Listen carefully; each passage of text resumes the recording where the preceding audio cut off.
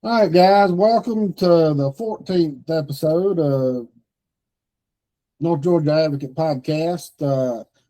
As usual, I'm here with Viral, and we're on with District 3 candidate for the Hall County Commission, Tyler Crawford. Welcome aboard, Tyler, and just introduce yourself and give us a little background, where you from and how you got up here and what got you involved in local politics, because it's a pretty interesting story to people that don't know the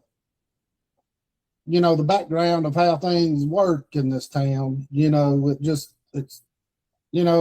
stuff like this needs to be known, so more and more people understand how they need to be involved and why they need to be involved.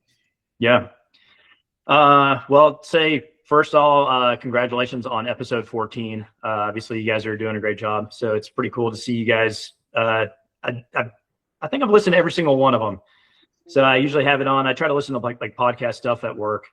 So when I've got the machines going and I'm not kind of babysitting that kind of stuff, I like listening to podcasts, and you guys are one of them. So you guys are doing a great job on the local stuff. I don't think hardly anybody else is really touching what you guys touch in a podcast sense.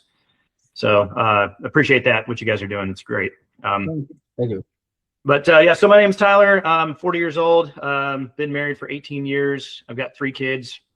The oldest one is at North Hall Middle. And I say I'm here by accident, really, as far as running. I'd never any intention of running for office up until 22, probably. I don't have a resume. Like, if you were going to play the game of life, you wouldn't pick my resume to do politics. I'm not an attorney. I haven't done like all the civic groups. And that's probably the hardest part, I think, on the campaigning part, is the name recognition. Because I'm relatively new to North Hall. We've lived here since the end of 21. And then we live in the very, very corner of Northwest Hall County. So my backyard backs up to Lumpkin County. But anyways, so I guess since this is long form, I can take a little bit more time than normally doing like the 2-minute version. But I've gotten some flack for this. I am originally from California. My parents worked for Lockheed. I couldn't pick where I was born. If I could pick and go back, I wouldn't. We escaped from California when I was like 6. My parents, Lockheed gave everybody the opportunity to either move or stay and take a severance. And my parents saw the writing on the wall pretty early that California was basically running into the ground. There was a couple of instances where we had problems on our street with gang activity. So my parents were like, yeah, we're getting out of here. So moved to Marietta in 1991. And then I'm really sad that I grew up in Marietta more so than I did in California. I had very few memories of California. But grew up in Marietta and went to Sprayboro High School. And actually, the interesting part of what I'm doing now and running is when we moved to Marietta, it's the exact same situation as what I see now. The road that we lived on, Ebenezer Road, it was mostly rural-ish. We moved to a neighborhood that there wasn't any neighborhoods around it. It was probably one of the first neighborhoods built on this road. And so there was like the horse farm. I remember, like, if we turned out of our neighborhood, turned right on Ebenezer, my parents were friends with these people that owned a horse property, like almost immediately on the left. It was very rural-ish. And by the time that I graduated high school and went to Kennesaw State University, you could not turn out on that road. Like, there was no light there. Every single horse property and every single pasture and every single field got developed like while I was there. So between 1992 and 2004, that was when our area got completely overrun with developments. So, I got to watch that firsthand there, but I went to Kennesaw State University. I knew my wife in high school, but we really didn't start dating until I went to KSU. Graduated from KSU. I have a bachelor's of business administration, and then I got a minor in music, which is, I don't get to talk about it very much, but that's actually one of my favorite things I get to do. So I currently work at East Hall High School with marching band. So I've been doing marching band every year since I graduated, pretty much. Had a break for COVID. And then we moved, but probably the year after that, then I started at North Hall. But now I currently work at East Hall. So East Hall had a position for most of the season to open up. So I ended up over there. But so we got married, moved to Oakwood in 2008. Lived in Oakwood at the Columns Apartments right behind Lanier Tech. I'd say my parents made me go to KSU because I wanted to do race car stuff. And my parents were like, you're going to fail out of that and never make any money. So they were like, you need to get a real degree, a real degree. Right. And that's why I was at KSU. And it worked out because my wife got a degree as well. So we were in school at the same time. But so went to Lanier, started doing race car stuff, worked on a race car team for 2 years, immediately realized why everyone that works on a race car team is either divorced or single. And that's because you're always at the track. Like you don't have a life outside of that. If your significant other is not there with you, you're never going to see them. Exactly. And so changed to machining. The machinists were the only people in the race car shop that didn't go anywhere. They didn't travel because they were busy building engines or machining stuff. So it was like, all right, if I want to stay in race cars, I need to do machining. So luckily Lanier does both. So I transferred at Lanier and then started doing machine tool stuff. Immediately got a job at Remington Firearms Corporation. Friend of mine worked at Remington. They had just bought a subsidiary called Advanced Armament Corporation. They were in Norcross at the time. So worked there. That was my first real machine tool job. And it was awesome. I say this a lot if I ever get a chance to talk about it. AAC was like, for the first year or two, it was the best job I ever had. The owner was great. It was kind of like the normal startup thing you think about, where you have a really passionate owner and they kind of grow to the point where they sell to Remington. So he had about 10 employees, sells to Remington.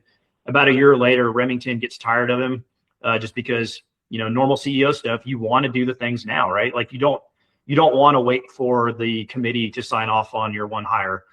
So Kevin didn't like listening to other people in that context. So Kevin got terminated, and really it went from the best job ever to the worst job ever. And so a lot of what I feel like from a corporate standpoint, and a lot of what I would try to take to Hall County government if I get elected, was from there. So like I said, I mean, it went from the best job to motivating that part of it. Kevin was great at that, the marketing side of it. And then once he got fired and the bean counters took over, everything was about how to get like 10 cents out of every part. We didn't care about R&D anymore. We didn't care about innovating.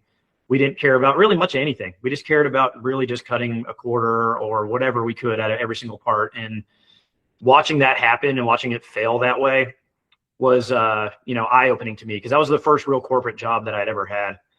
And so I left Remington after I applied for a job twice to kind of move up, and they didn't take me. And the people they hired, one of the ladies, she left like after a week. She got a better job offer somewhere else. And then another one they fired after 2 months. And it was like, I don't have a future here. And then oddly enough, of course, if you know anything about Remington, they went into bankruptcy a year or two ago, I think, something like that. But the writing was on the wall even then. I mean, they were running it into the ground. And a lot of ways that I see Hall County government doing. That's why it's so weird to see a lot of this overlap. Some of the same problems where you're just, from the personnel side of things, you're not paying attention to the needs of your personnel. You are doing top heavy decisions on who you're hiring, because you're hiring people that just will say yes to whatever. Anytime, man, if you ever look at any of the resignings or firings that we've had, and this is at the highest level, I think of Sri Kanthumala, who was pretty high up in Hall County government. He was interim, like everything. Wes Gettings, who was our financial services director, Dina Boston, who was our financial services director, Beth Garman, who was our planning director. I think in a lot of those, in almost every situation, those people got canned because they started asking questions, or maybe they didn't want to necessarily toe the line that administration was giving them. And so, we'll keep going through there, but like I said, there's a lot of little overlaps. But where I start picking up for the county commission stuff is I had the audacity to ask the county if I could work from home. And so after I left Remington, not too long after that, started a company with two friends of mine that used to work for Remington. Remington moved everybody to Alabama. And we decided that we weren't going to go anywhere. We were going to start a shop here. And so I started Pro Series Fabrication. I wanted to do race car stuff because I still had that background. I still had those contacts from doing that for 2 years. And so got involved with it that way. Had two problems from places that I rented from. The very first place I rented from, they sold the building without telling us. And so I was actually subleasing, and I didn't realize I was subleasing. I was subleasing space. So this guy comes one day and is like, hey, you got 30 days to get out. And I was like, who are you? I'm like, I've never met you in my life. And he's like, I own the building. And I was like, oh crap. And so the problem with CNC machining is every machine, like the lightest machine I own weighs 5,000 pounds. So you can't just put it in a box and take it with you. You got to figure out the logistics side. You got to get the forklift. You got to get a flatbed.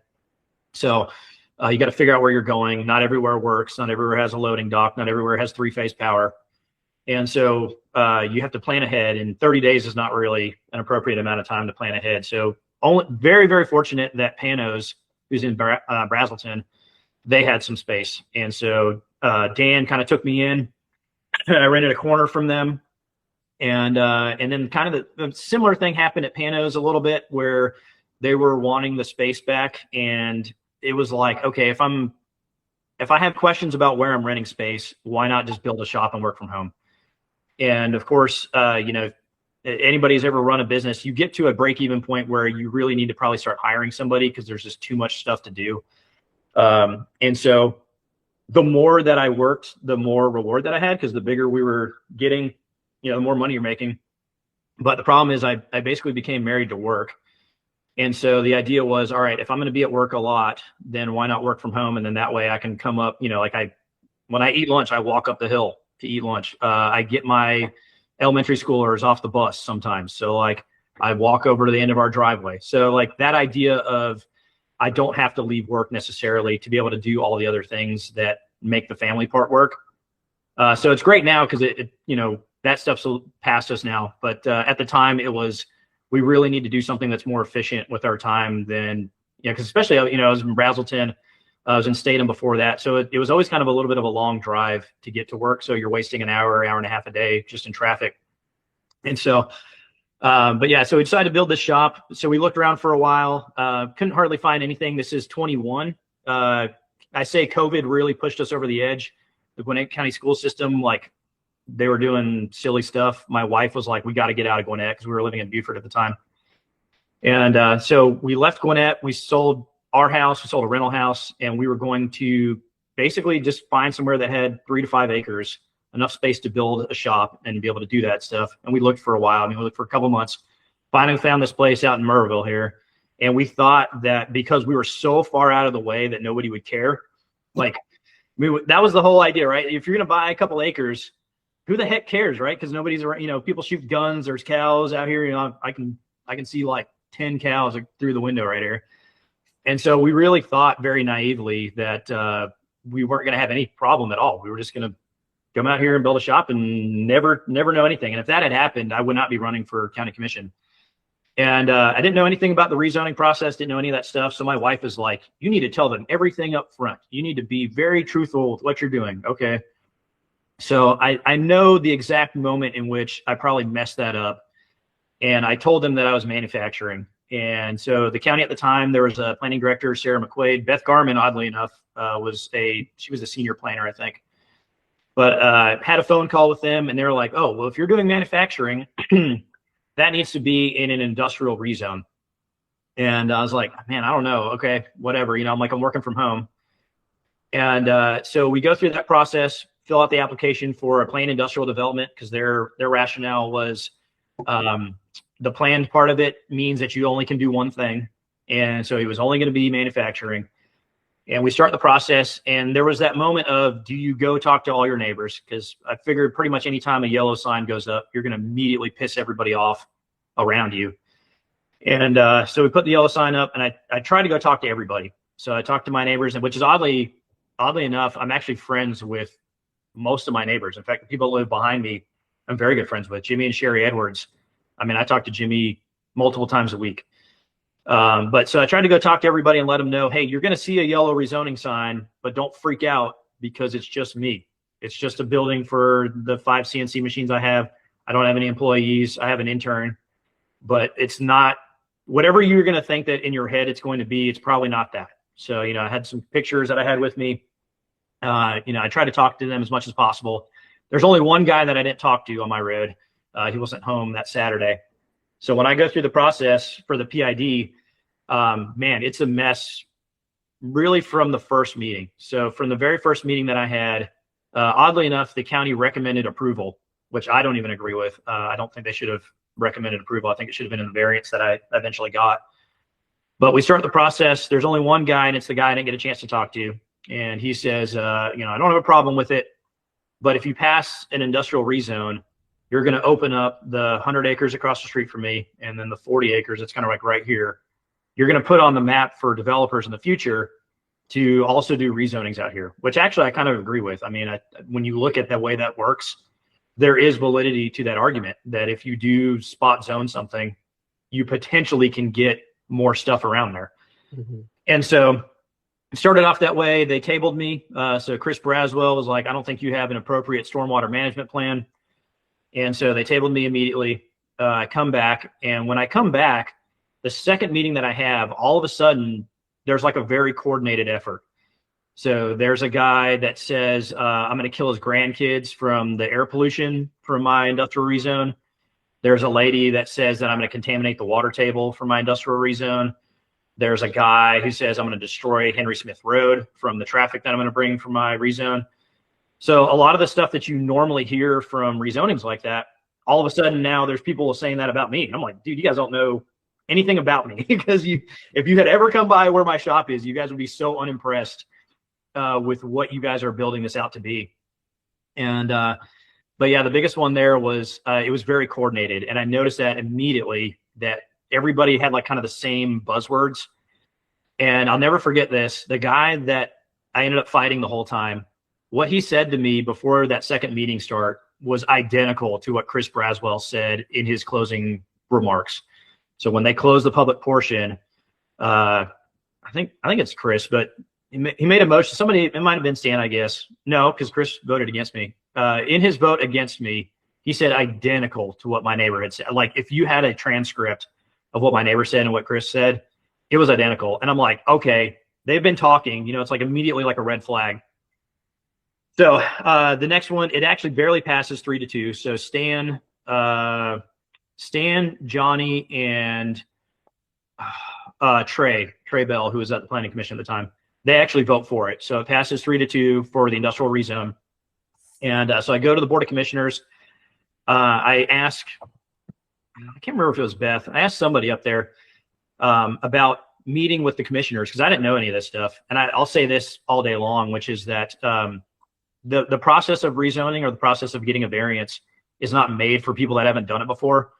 They don't really tell you a whole lot of how it works, what you're allowed to do. Can you talk to all these people? I mean, you can talk to essentially anybody you want. And the county never told me that. So I just kind of figured the public portion was it. Like that's your opportunity to really plead your case. And that's not the case. Obviously, the public portion is kind of for show. And really what happens is what happens in the background. It happens before the meeting. So I go to the Board of Commissioners and I ask, so I'm like, can I meet with my commissioner ahead of time? And they're like, yeah. So I arrange a meeting with the then commissioner, and that meeting goes sideways. I go have a meeting with them on the 4th floor, and the only thing they say is, if there were any other planned industrial developments around you, I would think about passing you. And I go, wow, that sucks, because there's not anything. Like North Hall is this still pristine, undeveloped landscape. And I knew just from looking that the only planned industrial developments where people work from home in this capacity were out in Gillsville, Lula. They don't tend to care what happened out in East Hall. So there's a number of them like that in Gillsville.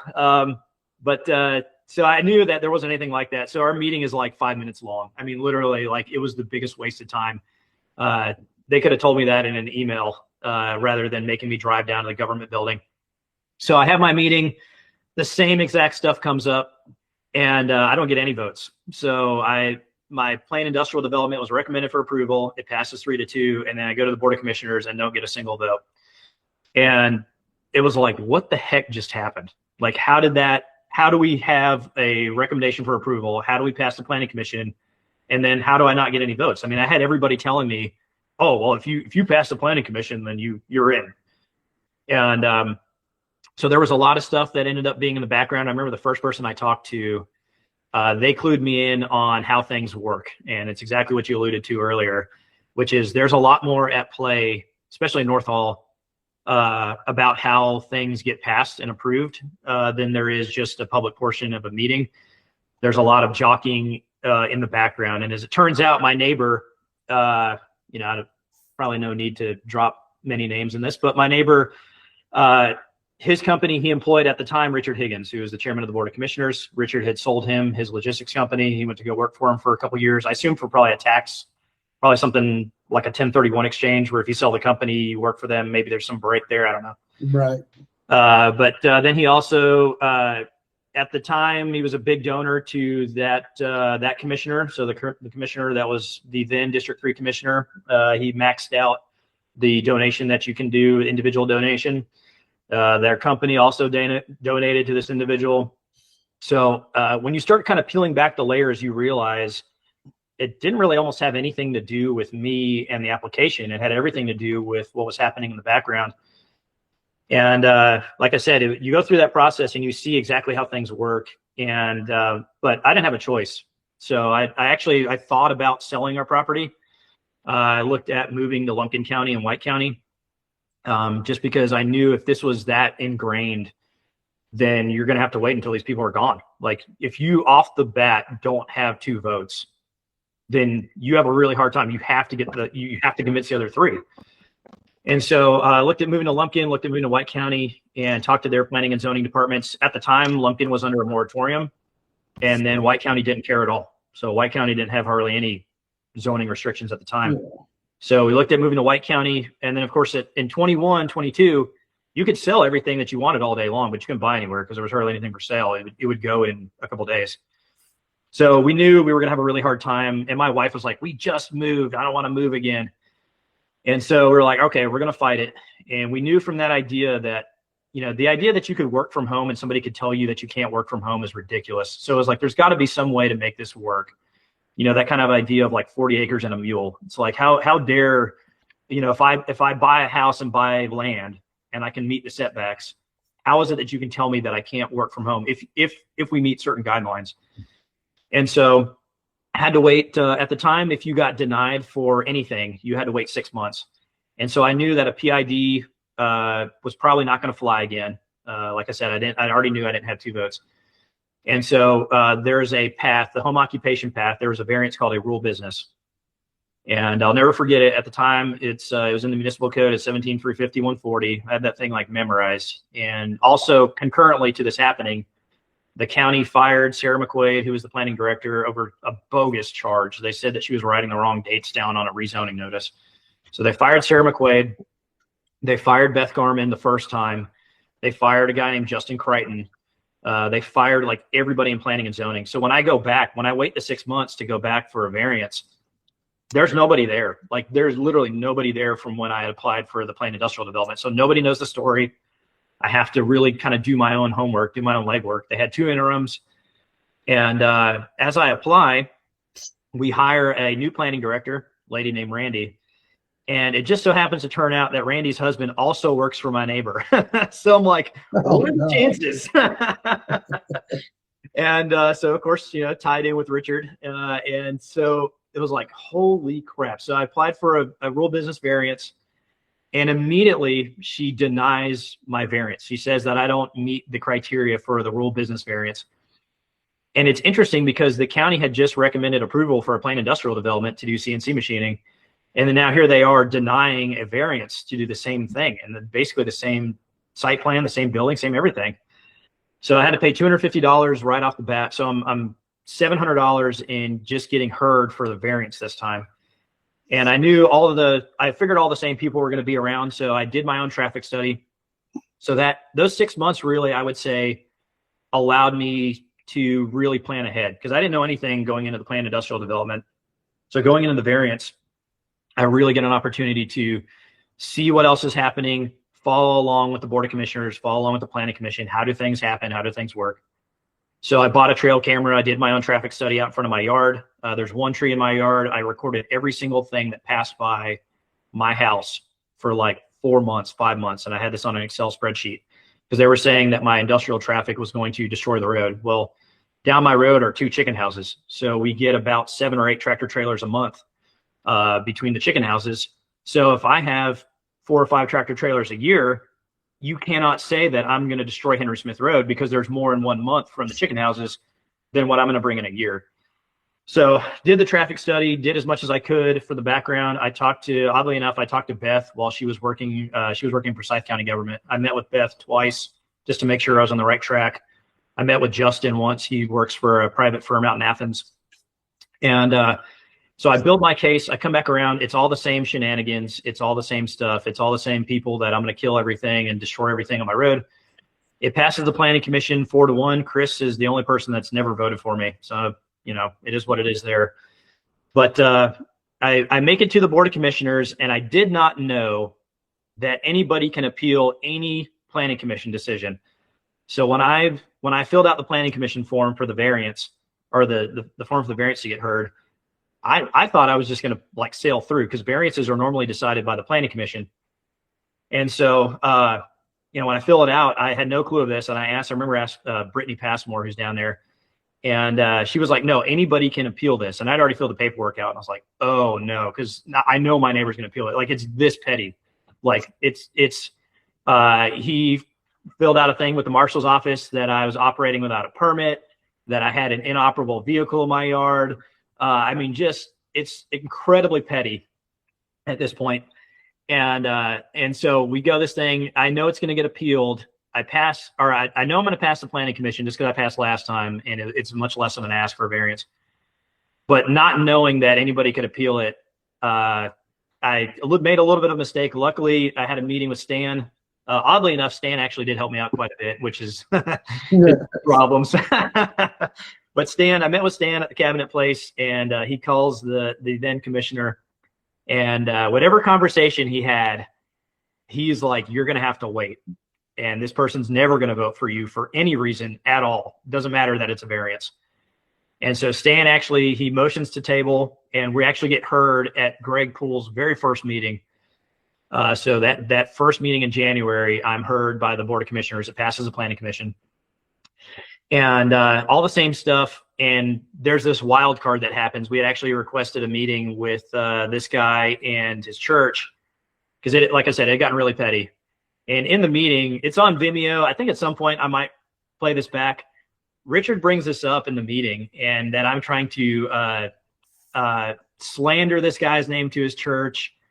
All this, just ridiculous. And sure enough, luckily they table it. But the fact that Richard brought it up there at the end is so sleazy.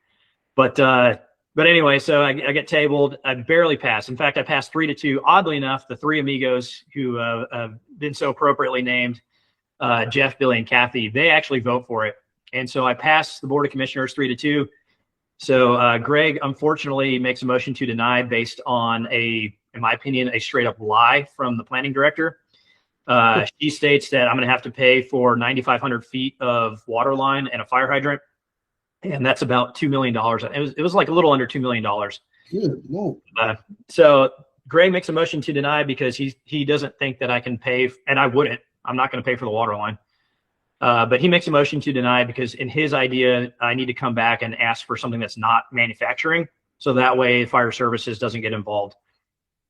And this actually, this just came up about a month ago. But anyway, so I go through that, past 3-2, and it's still a battle every time. Every single thing that happens in building inspections, it is a battle. And of course, all of it's coming from Richard. I know that.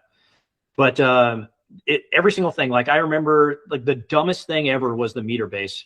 Hall County building inspections did not sign off on my meter base for 2 months.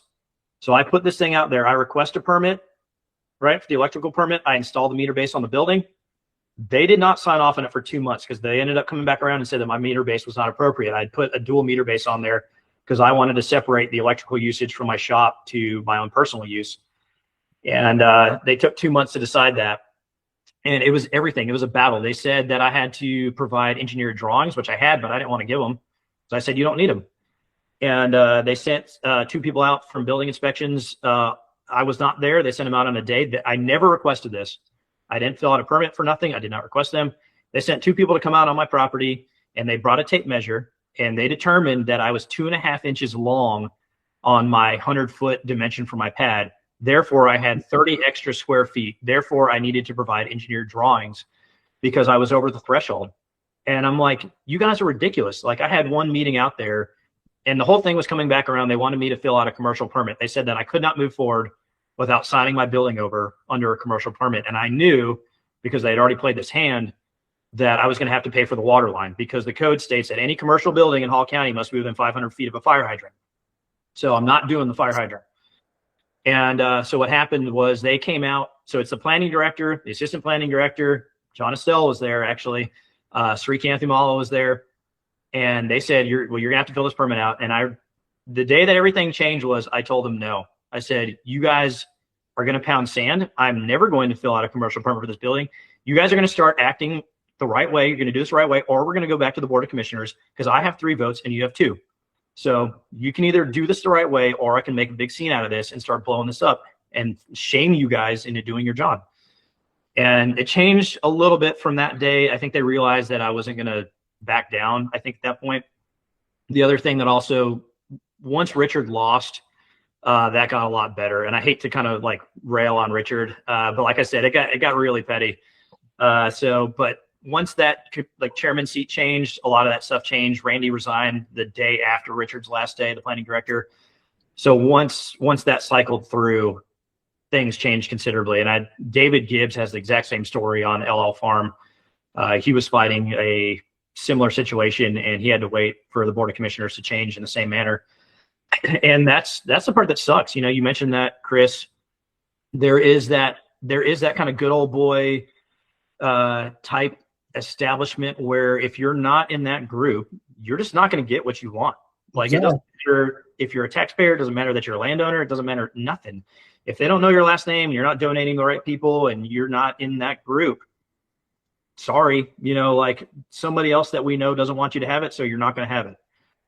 And so that's a shame too. I mean, how much time and resources did you lose doing this? Yeah, because it was 2.5 years when I filled out the application for the planned industrial development to the time that I got my certificate of occupancy and my business license finally here. It was 2.5 years. That's how long it took just in applications. That would have been $1,300. But, ultimately, if it had gotten done in a year or so, or months, yeah, I mean, I haven't even really thought about how much money I would have lost from Pro Series fabrication, because I was basically still working in Brazelton, but trying to do the building stuff and trying to do the rezoning and variance here. So from that standpoint, how much money did I lose that way? I don't know. I've never really thought about kind of adding it up that way. But yeah, I say that a lot to the building inspections department, to planning and zoning, anybody that I can, if I have an ear over there, I say that anybody bringing a variance or a rezoning forward, like, that's usually a really big deal for them. That's either their livelihood, that's a huge time and money investment to do that. And oftentimes the county doesn't care. You're just a check, you're just an address, right? So like, you're just one of the many. So the county is not really under an incentive to try and get something done or try to help you or try to do it. And I know I was fighting institutional things, but I see that a lot. We've had other rural businesses that pass, same kind of thing happened where they were dragging their feet. I think most of the time the rural businesses were taking 4 or 5 months. And that's something, I know we're kind of getting a little ahead of ourselves here, but if I have the commission seat, I would love to go down there and, as far as building inspections go, we need to have a chart up there for, this is how long this takes right now. So if somebody comes for a variance right now, rural business is taking, people are getting approved within 2 months, 3 months. That's how long it's taken. So, and that could be anything from, I want a setback. This is how long this takes, but there needs to be a real understanding of what that time commitment looks like, and getting that down as much as possible. I think the county really needs to look at how we can cut time out as much as possible. So if a rural business variance takes 60 days right now, what do we do to get it down to 58? Or what do we do to get it down to 55? Like, how can we cut time out? If you have a fight over the variance itself, okay. But as soon as it's approved, you need to really honestly help people through that process. It doesn't need to take months and months and months. It needs to take as minimal amount of time as possible from the county standpoint. Well, and Viral's beat on this before in our past podcast, how he has trouble getting help with the city and in the county. Yeah. If he goes down there to get answers and stuff, and that's a shame, because especially like in your situation, you brought it up to where people aren't just moving their businesses to their house for say shits and giggles just to do it. They're doing it to save their house, save their marriage, they're doing it for a reason. Yes. I mean, if you can cut out 2 hours of travel time or spend more time with your family, that's better for everybody. I mean, and they need to take those things into consideration. There's a human element to this. Yeah. And that's actually why I think the real motivation for me running was, so I had the background in this, and I know we talked a little bit about this earlier, but when you go through the process and you have a front row seat to it, you really understand how the thing works really, really well. And I know you talked about that in your courthouse setting, I think more so, but from the planning and zoning side of it and the building inspection side of it, every roadblock that they put up was an opportunity to meet somebody along the way. So, now I know Brad Cochran, who has since retired, but that's how I met John Estelle. That's how I met Robert Gutowski. That's how I met Michael Vieira, the fire marshal. That's how I met John Hornick. So you meet all these people at the county because every time they send up a roadblock, you have to figure out some way around it. So then you're starting to work with everybody on the third floor. You're starting to work with fire services. And so when you have that background of getting through that, when you have people that come up behind you, either a rural business or I think the very first one after me that I remember really trying to help on or trying to get somewhere on it was a lady named Helena Dale. And she owns an antique store called H&H Homestead. And she had bought a property off Skits Mountain Road, and same kind of thing, institutionalized railroad. She was going to fight somebody down Skits Mountain. I don't even know who it was. But she didn't have the time to fight it. And so she sells everything and then moves to Maysville. And it's crazy, man. She sells everything, moves to Maysville, and she's up and running her antique store in months. And she didn't get anywhere in Hall County. And I'm like, how is that possible? That you can move just over on the other side of the border and be up and running in months, and you didn't get anywhere in like 6 or 7 months. I mean, it's crazy to me that it would be so much easier and really kind of depressing that somebody could move that is I think, a great addition to North Hall, an antique store. I mean, there's one off of 52 anyways. There's the Crazy Mule Antiques. Right. So I think it's a great location. She had taken a chicken house and converted it to her antique store. And so I'm like, dude, this should have passed. This would have been great. And it didn't. And now she's in Maysville in Jackson County. And so she's paying property taxes. She's paying business taxes. She's paying money to that county because they took her in, and we should have her, and we're not. You look at it from her standpoint, chickens or antiques, which one would you rather have? I mean, it's a no-brainer. And the building looks the same. Like, you would never notice that it was there. Probably takes up less resources. Yeah. If you think about the waste and probably the water and all that, I mean, I'm sure there's a lot less involvement from, a handful of people on Friday and Saturday than there is from however many, 1,000 chickens in a building, right. Like 24/7. So, but yeah, that part of it, that's really what sucked me in, was we were not helping the people that needed our help. And then, of course, you contrast that to all the overdevelopment, right? So everything on 365 that's happening currently, how is it that I have to spend thousands of dollars and years of my life to be able to work from home, but I can go put 700 units at 5401 Old Weiner Highway, or I can put 300 units at 4745 Cagle Mill Road, or I can build 1.7 million square feet of warehouse? How can that happen so easily, but I cannot work from home? Like, that's crazy. You like can't that. build a 300 by 100 square foot building. I mean, come on. Yeah. And so it was like, okay, we're not helping the people that need our help, and we're helping the wrong people. The people that don't need our help at all, we're helping them.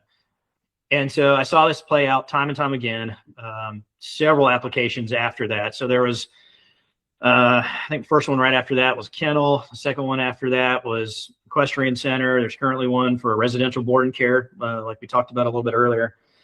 And so this idea of working from home, in my opinion, I think it's, if you need the conditions for it, great. But I think there needs to be a healthy look at what a timeline looks like. So if we look at North Hall or East Hall for the next 40 years, even it can be even less than that, my personal opinion is that we need uses that lock in a very minimal use for that land. And so if you own property and you never want to do anything with it, that's awesome. Great. Like, more kudos to you. Let's do conservation use. Let's do as much as we can, so that way it stays nothing. But if it can't be nothing, then what is the next minimal use from that? What does that look like? And so to me, in my opinion, that looks like either buildings or something that is of no use to a developer, but it allows you to keep most of your land or rural, like vacant basically, but you have some way to pay for that. So if that's an equestrian center, awesome, great. Like there's a lot of grass there. You make the money from boarding the horses, but ultimately your land is 90% undisturbed. Same thing with my rural business. My building is, 5,000. Well, the total building is 5,000 square feet, but ultimately I have 6 acres. So when you look at the 6 acres, the building takes up, I don't know, 5% of the total space. There's no footprint whatsoever. Yeah, exactly. And then, I made the effort to make my building look agricultural-ish. So I got a big barn door up there. I've got the feed bin.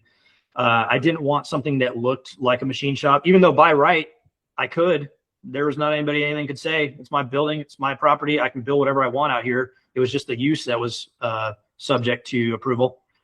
But, I made the effort to try and make it look agricultural-ish. I'm going to walk by there and drive by there every day too. So I don't want to look at anything gross. And so, I try to do that. But ultimately, the idea I think stands pretty well is how do we have uses that we don't have to worry about that parcel for 20 years, 30 years, 40 years, whatever. And in a lot of these cases, the people that were bringing these applications forward, they're pretty young. Helena is probably, I would say she's in her 50s maybe. I just turned 40. A lot of these other applications, people are in their 30s and their 40s. They're doing small business stuff. So in my opinion, if they're there on the property, I'm not going to have to worry about that for as long as they live. So that, I don't have any plans of moving. So if I die here, great. So if I lock something in that has a minimal use for the next 40 years, in my opinion, that's a win. Right. Because of course, what can happen is neighborhoods or townhomes or apartments or warehouses or whatever. Yeah. I mean, I think that you found out campaigning that South Hall Republicans are nothing like North Hall and East Hall. They're two different breeds. And it's kind of like living in North Georgia and South Georgia. I mean, it's that much different. Or here and then living in the mountains. I mean, there's just that much difference in how they think and what they want. Yeah, I'm sure we'll talk about this here in a minute, but there's always that kind of case about infrastructure where it's like, and we do, obviously, we need the infrastructure ahead of where the growth is going to happen. But when you talk to people out here, especially rurally, like I've talked to a lot of people on the Ben Parks area, just because Ben Parks had 2 rezoning applications. So Ben Parks, Jake Kemp, George Barnes, Mount Vernon, Hubert Stevens, all that stuff kind of in that area. Everyone's on the same page, which is they don't want infrastructure. They don't want water. They don't want sewer. They don't want all this stuff because they know that once you have that stuff, that opens up the development. So is anybody that's got 40 acres, as soon as you have water and sewer, whoever it is that owns that property, and a lot of times, especially up here in North Hall, that's why I kind of joke around about the people bringing rezones are much younger. There's a lot of seasoned and of wise influence people around me. We're by far the youngest people on my road. My wife and I, we're like the only kids. Our kids are like the only kids on the bus. So like there's a lot of retirees around here. And so the problem to me becomes when those people pass, if their kids don't appreciate the land and they don't live here, then it's going to get sold to a developer. And so if you have water and sewer, then yeah, you're that 40 acres that an 80-year-old lives there right now and they're never going to sell because I grew up here. That's great for while they own it. But if their kids own it at some point and the kids don't care, they don't have that mentality, then it's going to be a development. So that's why, in my opinion, I think you pass this stuff as much as you can from a small business standpoint, because it's in my opinion, a great insulator to that overdevelopment, kind of reckless development that can happen once you open the door in that direction. Well, and both of y'all may know the answer to this. Why doesn't the county open it up to these, like say, my grandfather dies and I inherit 1,000 acres? Why do I not know off the hand that I know I can't afford the taxes on it? Oh, yeah. Why aren't there other options that you can know about, that you can put it into a conservatory or whatever to lower your taxes? Do they have that on purpose, or I think that's underhanded. You should know all your options before you make a rash decision. You may want to keep the land. And there is, I think, part of that. So I guess my shout out there is a guy named Brent Hoffman. He's used to be a realtor. He is the CEO of I think it's North Georgia Land Bank Trust. Something like that, yeah. Land Bank Trust or something. Yes. And so there is that kind of moving forward, but he just started that recently. I mean, so it's like, he's kind of got a neat story, but he saw the destructive pattern as a real estate agent and wanted to kind of change that. And it's exactly for the reason that you stated was if you get deeded somebody's land where it's under conservation use, or like you said, they were old enough to not pay any property taxes at all. Well, not at all. You'd sell the county part, but to not have the school portion. But if you get that, gifted to you, well, that next year you're going to see a decent sized tax bill. Right. So, there is that. I think there's a movement towards that now, just because we can't, in my opinion, you can't destroy everything. We can't get rid of every single tree. So if you're gonna try and conserve the land in that manner, I think there are hopefully better avenues moving forward. And that's the only one that I know of right now that's like that. Yeah. So see there, I got a buddy whose aunt and uncle's real old. They're elder. They're in their 80s. Mm-hmm. And when they die, their grandson, who's going to get the property because his parents are already gone, but he doesn't know. He can't afford it. He can't keep it. And the next closest family members can't buy the land unless they have the options to put it in a conservatory or something. Mm-hmm. I mean, it's just a bad quandary. You build equity and equity and equity, and then when you try to give it off to somebody will it to somebody or whatever, it puts them in such a bind they can't do what your wishes are for unless you keep it in a trust where it can't be touched, and that's just not right. I think the other thing too that I've seen, and I ran into this on Ben Parks Road, Savage, gosh, I can't remember his first name now. But the idea that if you have land or you're gifted land or whatever, and this is not for everybody. So this is only if you have the ability and the time and the money to do this, but you subdivide it and you put what you want on it. So you're the developer at that point. Right. And so, you carve out the 4 or 5 acre parcel. So if you live next door and you don't want to see the development there, then you take the bull by the horns and you subdivide it and you put there something that will never be gone. So, and I know he did that with some property that was across the street from him, across Ben Parks. And so he subdivided it into 5 acre lots. He built a house, sold the house, and then just kind of kept subdividing his like 20 acres that he had. And so that way he never had to worry about a neighborhood being put there because there were 5 houses there and they were on lot sizes that he wanted. So maybe that's a possibility moving forward. But like I said, that you have to be wanting to play developer or play builder there. And, like I said, I know that's not for everybody, but. Right. And I think Lynn Viral's talked about this before, and he's got a little different view on it than I do. I'm in agreement with him, but at the same time, it's about, you can't tell people what to do with their land. Sure. But at the same time, property taxes are going up so high that you don't have any choice but to sell your land because you're either going to lose it or sell it. Yeah. I mean, but at the same time, you've got to keep the rural density. And like you talked about, if you ever get water and sewer up there, they're going to be putting 8.3 units an acre, Yep. Townhomes or condominiums or something. And it may be rental properties the way it's going now instead of stuff people could actually rent or buy. And But at the same time, as if it meets the Viral beats on this, if it meets the land use plan, you can't turn them down. Yeah, that's the most dangerous part of the change that occurred in this last comprehensive plan. So the previous comprehensive plan, there was an employment corridor, and the employment corridor was really for commercial development. It didn't really have anything to do with residential development. It stated that if you were on any of the normal corridors that you can think of, 129, 365, whatever, 60, 53, if you were in that corridor, you are allowed basically, if you had frontage, you are allowed to rezone your property for commercial development.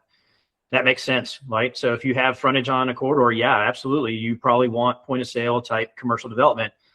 But what they did was they changed it to employment and business nodes corridors, and they tacked on in the back that you can do townhomes.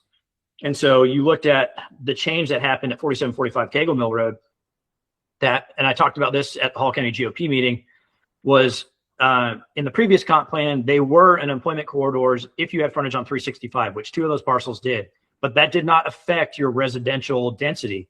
If you were going to do residential density, you still had the same density requirements that everywhere else had that was not right off of the road. So when they changed the comp plan, they allowed RX to be put into the employment and business nodes corridors. And so that problem came about where they backdoored it, didn't tell anybody.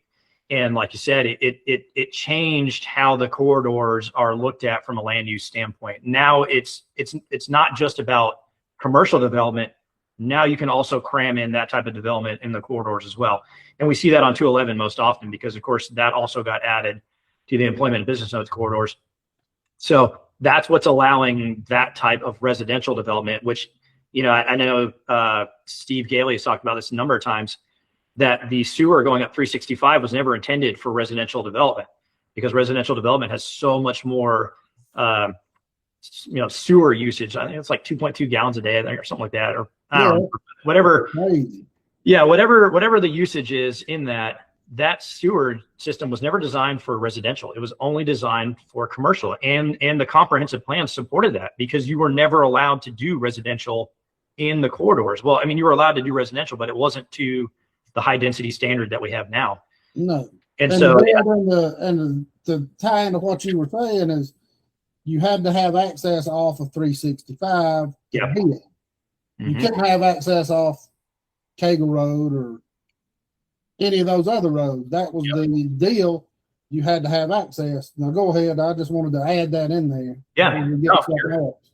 Yeah, you're exactly right. And like I said, to me, it makes sense. That's why I tried to say the other day on WDUN that my personal opinion is that the previous comprehensive plan is actually in pretty much every way better than the current comprehensive plan that we have. But that's one of the big ones that gets overlooked is that corridor specifically. And ironically enough, Simpson's grading on 129 was the big one. I spoke against them on this one, but only for the reason of everyone that has either Rochester or any of the other developers, I think Foothills Land Design. But if you're paying for a name brand developer, you ask for variances to the Gateway Corridors Overlay District, and it is so frustrating that they uphold the overlay district to basically used car lots and people they don't like, and then everybody else gets a variance to it. And it's like, this is so stupid. Like, the rules should apply to everybody. If you don't like the rules, and you can make a great case for that, the overlay district has some things in it that are silly. Like, I can understand that, but the problem that I have is if we're going to uphold one group of people, then we need to uphold it to everybody. If everyone universally doesn't like it, then let's get rid of it. If everyone's going to ask for a variance, then let's axe it. But and the reason I brought up the access off 365 is you and I talked about this the other day, and the county commission should have voted unanimous to deny those buildings on 365. There's no access off of 365. They can't get over the railroad tracks. The deal was anything on the 365 side of the railroad tracks is a go.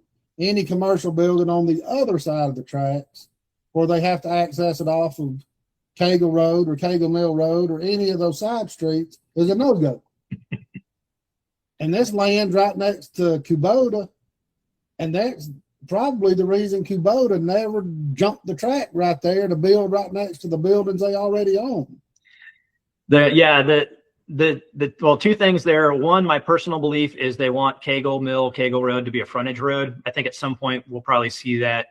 You know, if everything gets an overpass on 365, then you limit your stuff anyways. So it feels like they want that to be a frontage road. I don't know how long that's going to take. The problem, of course, is down there is Hewlin Heads Mill.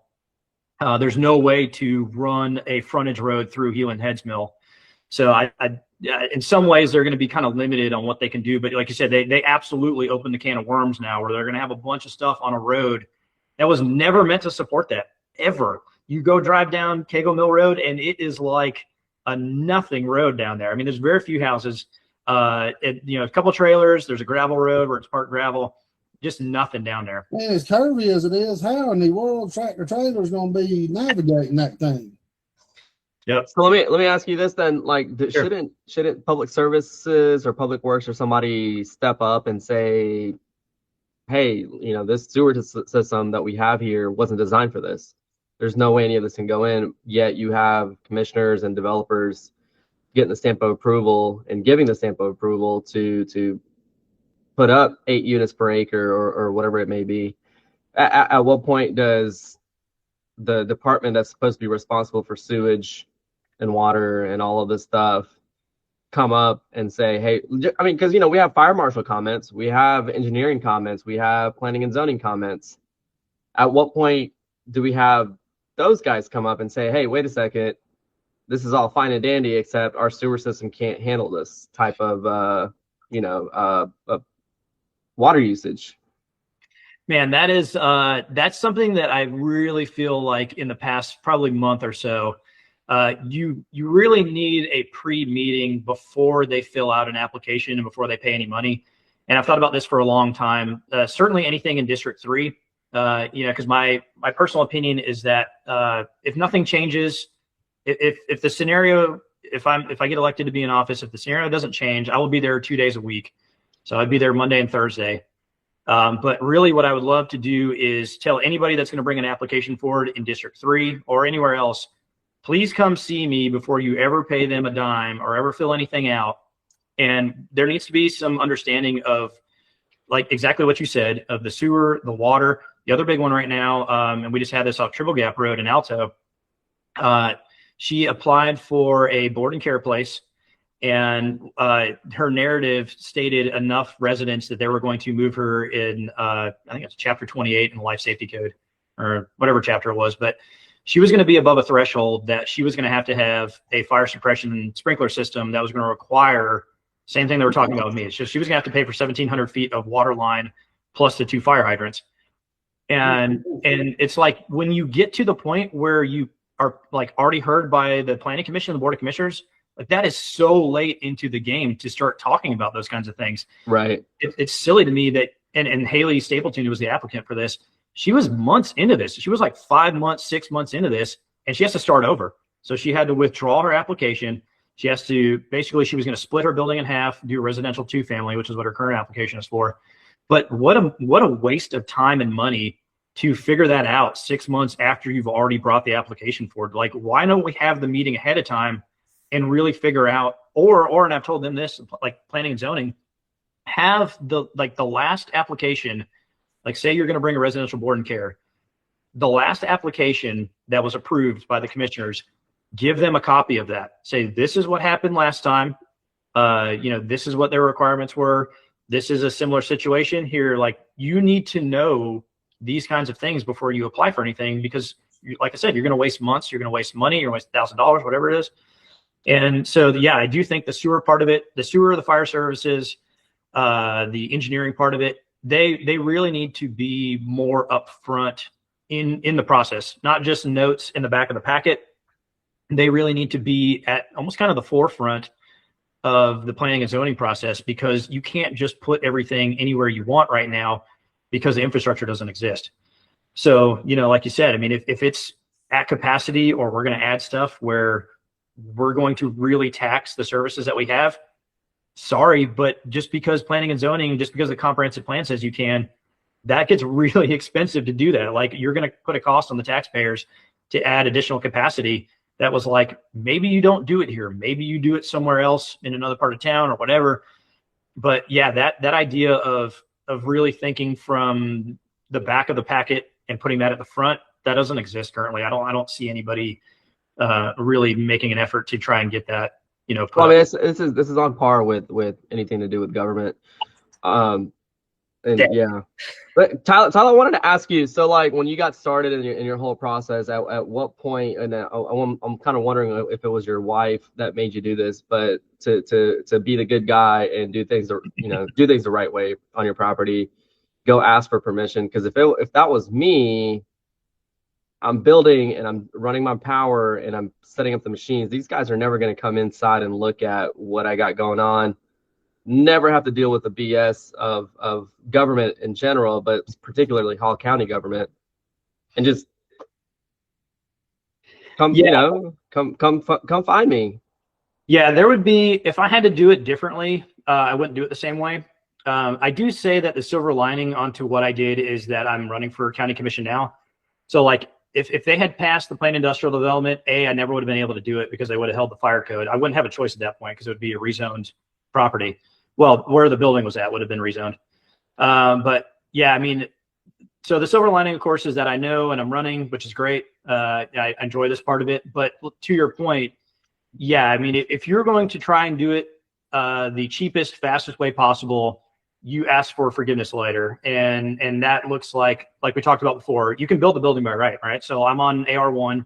I have 6 acres. I can build the building. That's no problem. So you build the building, you get everything signed off on, and then you talk about the use later. And I think everyone, I take that back. There's one guy off of Friendship Road that did it how I did it, and he had the same problems. But almost everybody else did it where they had the building first, and they had all of that stuff signed off on, and then they asked for the use variance, that requirement.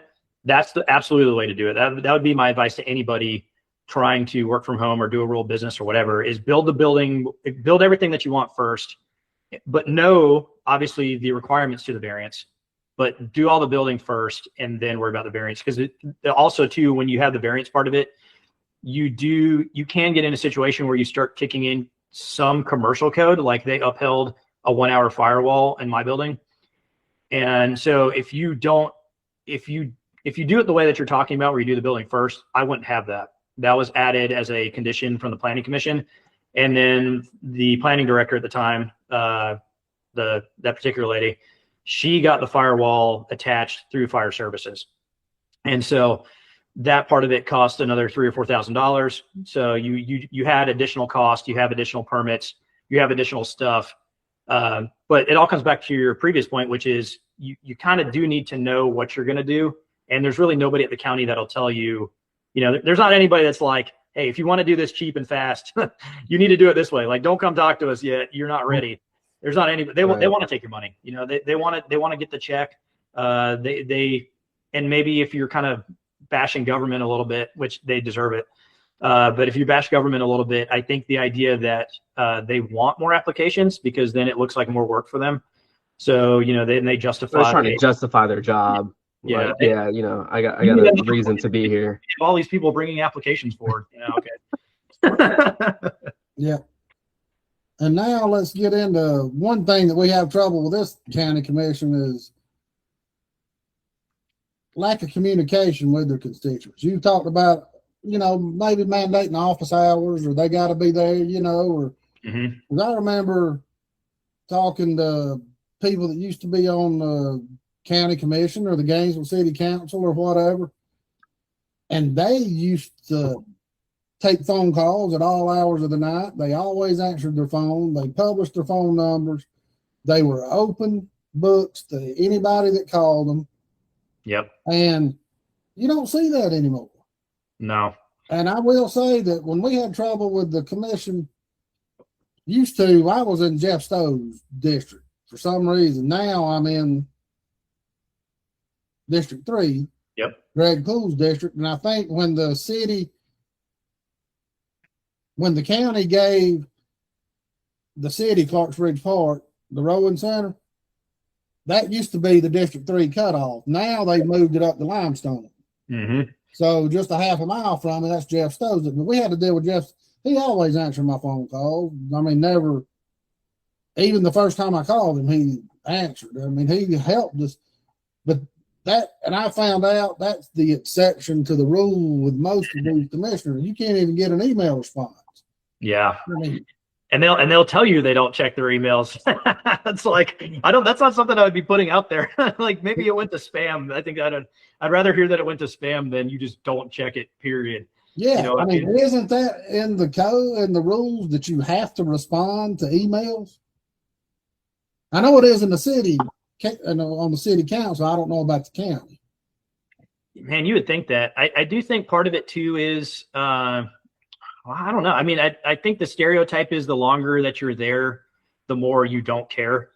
So, you know, I like the worst person, man, I feel like I'm throwing him under the bus, but I always hear that Billy Powell is extremely hard to get a hold of. And so like, I think there's maybe part of it where when you are new into your term or you're new into the position, I think maybe you have a heart for that more. And then maybe at some point you get jaded. I know like the Maddoxes that lived behind the Kubota development that's there at 52 and 365, that big one. You know, I know they met with a handful of commissioners and they were basically told, we hear this story all the time. You guys are no different than anybody else. Sorry, get over it. Like, geez, okay, that sucks. Like, that's not what you want to hear from your commissioner of, or any of the other commissioners that, hey, you know, like, you know, tough. You guys are just gonna have to get over it. And so, yeah, I mean, even if I think that's really frustrating. Even if you play the part of, at least let me hear you, you know, and that goes into my thing from earlier. Every application is a big deal to somebody. You know, it's either a big deal to the applicant or it's a really big deal to the people that live around there. It is a huge deal to somebody involved in every application for the most part. You know, variances, you know, if it's some sort of setback, maybe nobody cares. But it is always a big deal to somebody. And as I think as a commissioner, you owe it to the people to hear them out, even if you don't agree with the opposition at all. And even if you are going to vote against it or whatever, you still owe it to people to hear them out. You still, and maybe that looks like in the form of a better condition. I think that's what I see the most often are conditions. Like even if it's going to pass, you have conditions that at least protect the residents around there, which I think that's usually a good thing. I think most people, if they don't know what's going on next door, most people don't usually care near as much. So I think you can balance conditions to pass things that otherwise maybe people don't want. But ultimately that comes back from a desire to hear people and to really make the application work. It also always frustrates me when it's very obvious that commissioners have not visited the property and they vote on it. I'm like, how the heck do you do that? Like, I would never feel comfortable voting on anything if I had not been there in person. Well, if I was a commissioner and I hadn't visited a property, I would go along with that district's commissioner. Yes. I'm, you know, basically I'm subverting my vote to your recommendation. Yes. Yeah. I guess more in the terms of if the application is in your district, and you are either entertaining conditions or something along the lines where you're asking questions in the public meeting, and it's very obvious that you have not been there. The one that I think of quite a bit is at the corner of Jim Hood and 129. There was an application catty corner to that gas station. I guess it's Chevron now or whatever. But Senor Fiesta, catty corner to that, there was an application. And I remember two of the commissioners arguing about a turn in, turn out lane. And it was very obvious that neither of those commissioners had ever been on that property. Right. Like, you guys are having an argument about something that you would be much more informed on if you had been there. Right. When I came up, I was wondering, what in the world are they arguing about? Yeah. Yeah, it came back to, obviously, they were worried about people viewing it as a third lane. So, like, I think they were worried about people either turning on to 129 South from Jim Hood, or people in the right-hand lane going southbound viewing it as a third lane. But ultimately, what came back to it was, you know, they just hadn't been there. They didn't understand the topographical settings of that application and what that would look like for the argument on a turn in, turn out. And me and Viral talked about this before, and we're both in agreement, I think, that each commissioner needs to go to each property before they vote on it. Oh, yep. I mean, and sometimes you can't. I understand sometimes things happen and you can't. But that would counteract people like Kathy Cooper and Billy Powell and Jeff Stowe, who's just going to rubber stamp certain things at least you can get out there and get eyes on it and maybe bring up a counter argument, to anybody that's opposed to it or anybody that's for it and they're against it or whatever. Again, if the commission checks are big enough, they'll certainly do their job. That's the problem currently. But one thing, just from experience, the planning and zoning commissioners, I feel like they have a bigger job than just to look at the applicant, look at the code, kind of go through it and pass it on. My experience with Forsyth County planning commissioner was that we sat down together, we went over the whole packet, we looked at the concerns of the neighbors, kind of worked everything out before it got to the Board of Commissioners. By the time it gets to the Forsyth County Board of Commissioners, it's what he liked to call it, that the commissioner at the time, or the planning commissioner at the time, would like to call it out. It's fully wrapped up with a bow tie on top for them to pass it at that point. So there's no major arguments. Everything that could possibly come up is already kind of settled down, talked through, multiple meetings with the Board of Commissioners and that particular district's commissioner to kind of figure things out. And mine was for a data center usage, so I understand it's something new, something they haven't dealt with before.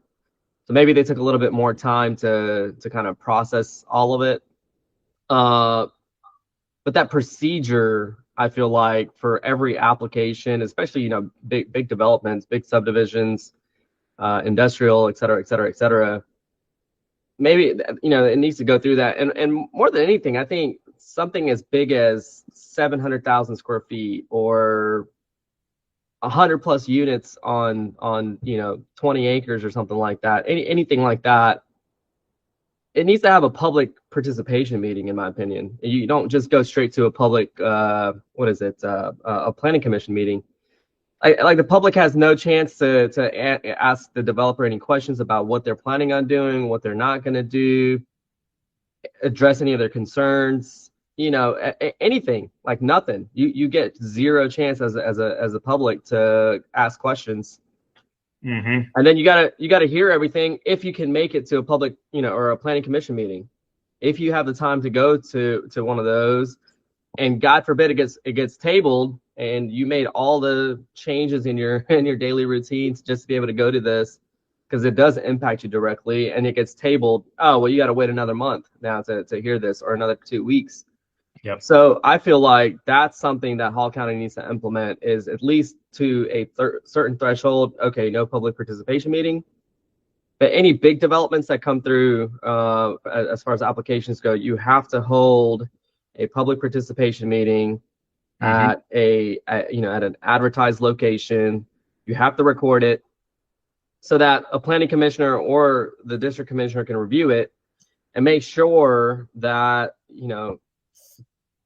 the questions and concerns of the public got addressed prior to. So that's not something you're wasting time on in these meetings, in these voting meetings. I feel like if you can get that passed prior to, you don't have as much opposition and things go a lot smoother. Yeah, I would say absolutely. That's one thing that there's a laundry list of things, obviously, that I would like to change, specifically on the planning commission, exactly what you talked about, which is, I love the idea of a mandatory public meeting without, the county there, where you have to meet with the residents. I think generally good developers try to do that, although I would argue maybe sometimes they don't do a great job of advertising that. So they're hoping 2 or 3 people show up and that's it. Because or we talked about before, or maybe is that there's a meeting tomorrow night on Ben Parks Road for the planned commercial development, and Rochester is the applicant for this particular one. And to their credit, Rochester sent out letters to like just about everybody on Ben Parks. And the weird part about it, I got a letter. So I don't know how I got a letter. I live, up Mount Vernon Road, down Henry Smith Road. I don't know if somebody was like, maybe he wants one. I don't know. But at any rate, that idea of being very upfront, I think it only helps the situation when you try and do as much communication as you can. When you try to hide stuff and like this last one on 3294 Athens Highway, In my opinion, they were trying to hide future development in the back part of the property. They got sniffed out on that. When you have that kind of situation and the communication breaks down, that's when you have, I think, problems that the commissioners have to sort out. But ultimately, if you do a great job communicating up front, like you said, the commission meeting at that point should be pretty straightforward and easy. But yeah, if you're going to reimagine the process, the mandatory meeting looks great ahead of time. And then also the planning commission, in my opinion, I've not really floated this out to many people. I've floated it to my wife. My wife doesn't like this idea. But I think what you do is, their complaint was, and the reason, the justification that they gave for meeting behind closed doors was that things take too long, which is kind of ironic because it's like, that's your job. So like, you're supposed to figure out conditions and those kinds of things. But if you have the meeting up front, I think what you do is, my personal opinion is, you move the meeting to like Saturday morning, and however long it takes is how long it takes. We're going to be here all day Saturday. So if you have the ability and the time to come to this meeting, great. But the planning commission, I think the 5 o'clock thing doesn't help anybody. You know, I always hear people complain that they can't get over there to the government building at 5 o'clock. So let's do it on Saturday. If we don't have anything going on Saturday, let's do it. You know, if it's 2 Saturdays a month, great. If they're going to take forever, maybe you do 1 Saturday a month. I don't know, whatever. But it looks like and we need to do this in a lot of places. It looks like asking the question, what are we doing and why are we doing it? And, you know, to your point there, Viral, is the communication part of it is so poor that my opinion is we intentionally don't tell people because we want this stuff to just slip through. So, you know, when we look at what's passed, you know, the great one, of course, is the sign that Corey found out in the woods. Yeah, in the middle of the woods. Yeah, you're gonna hide this sign out in the woods for the rezoning at 5111 or whatever it was, 54. I can't remember. Gillum knew better than that. You know. Yeah, and it's like this totally makes sense because you guys don't want people to know what's going on. You don't update Document Center. You don't put things online until like the bare minimum required by law. You guys do a terrible job of letting anybody know. And so, like you said, the process is so radically different than several of the other counties around us that the only way that it can be done this bad is that somebody intentionally wants this to be this way. So in my opinion, you know, and that comes back to the county administration. I think they're the ones that are pushing these policies. When you look at what's happened, the sign thing specifically, I think, in my opinion, the stuff would not be this bad if the county administration wanted it to be good. So, like, in my opinion, that's where it's coming from, is that the policies that we have, and this goes all the way down to, I brought up before, why don't we have different signs for a rezoning and a variance? Because, you know, people will come to a variance hearing and they'll be like, I don't want this property rezoned, and they're doing whatever. And it's like, well, they're not actually rezoning the property. They're just asking for, you know, a rule of business, or they're asking for a setback, or they're asking for whatever. People see the yellow rezoning sign and they kind of assume what's going on there. And since the county does a terrible job putting these things online for people to read, then they go to the meeting and they're all ticked off that somebody's rezoning the property because it says rezoning right on there. And I'm like, why don't you have a different sign for a variance? And they go, well, the cost would be too high. Like, literally, that's what planning and zoning told me, was that if they had to buy like 50 signs a year, that the cost would be too high. I'm like, no more to buy a pink sign than it does a yellow one. I'm like, how is the cost too high to let people know? Like, the government's job is to let people know. Like, the $500 it's going to cost for different signs for a variance, that's nothing to me. They want to save 50 cents here to spend $1 million here.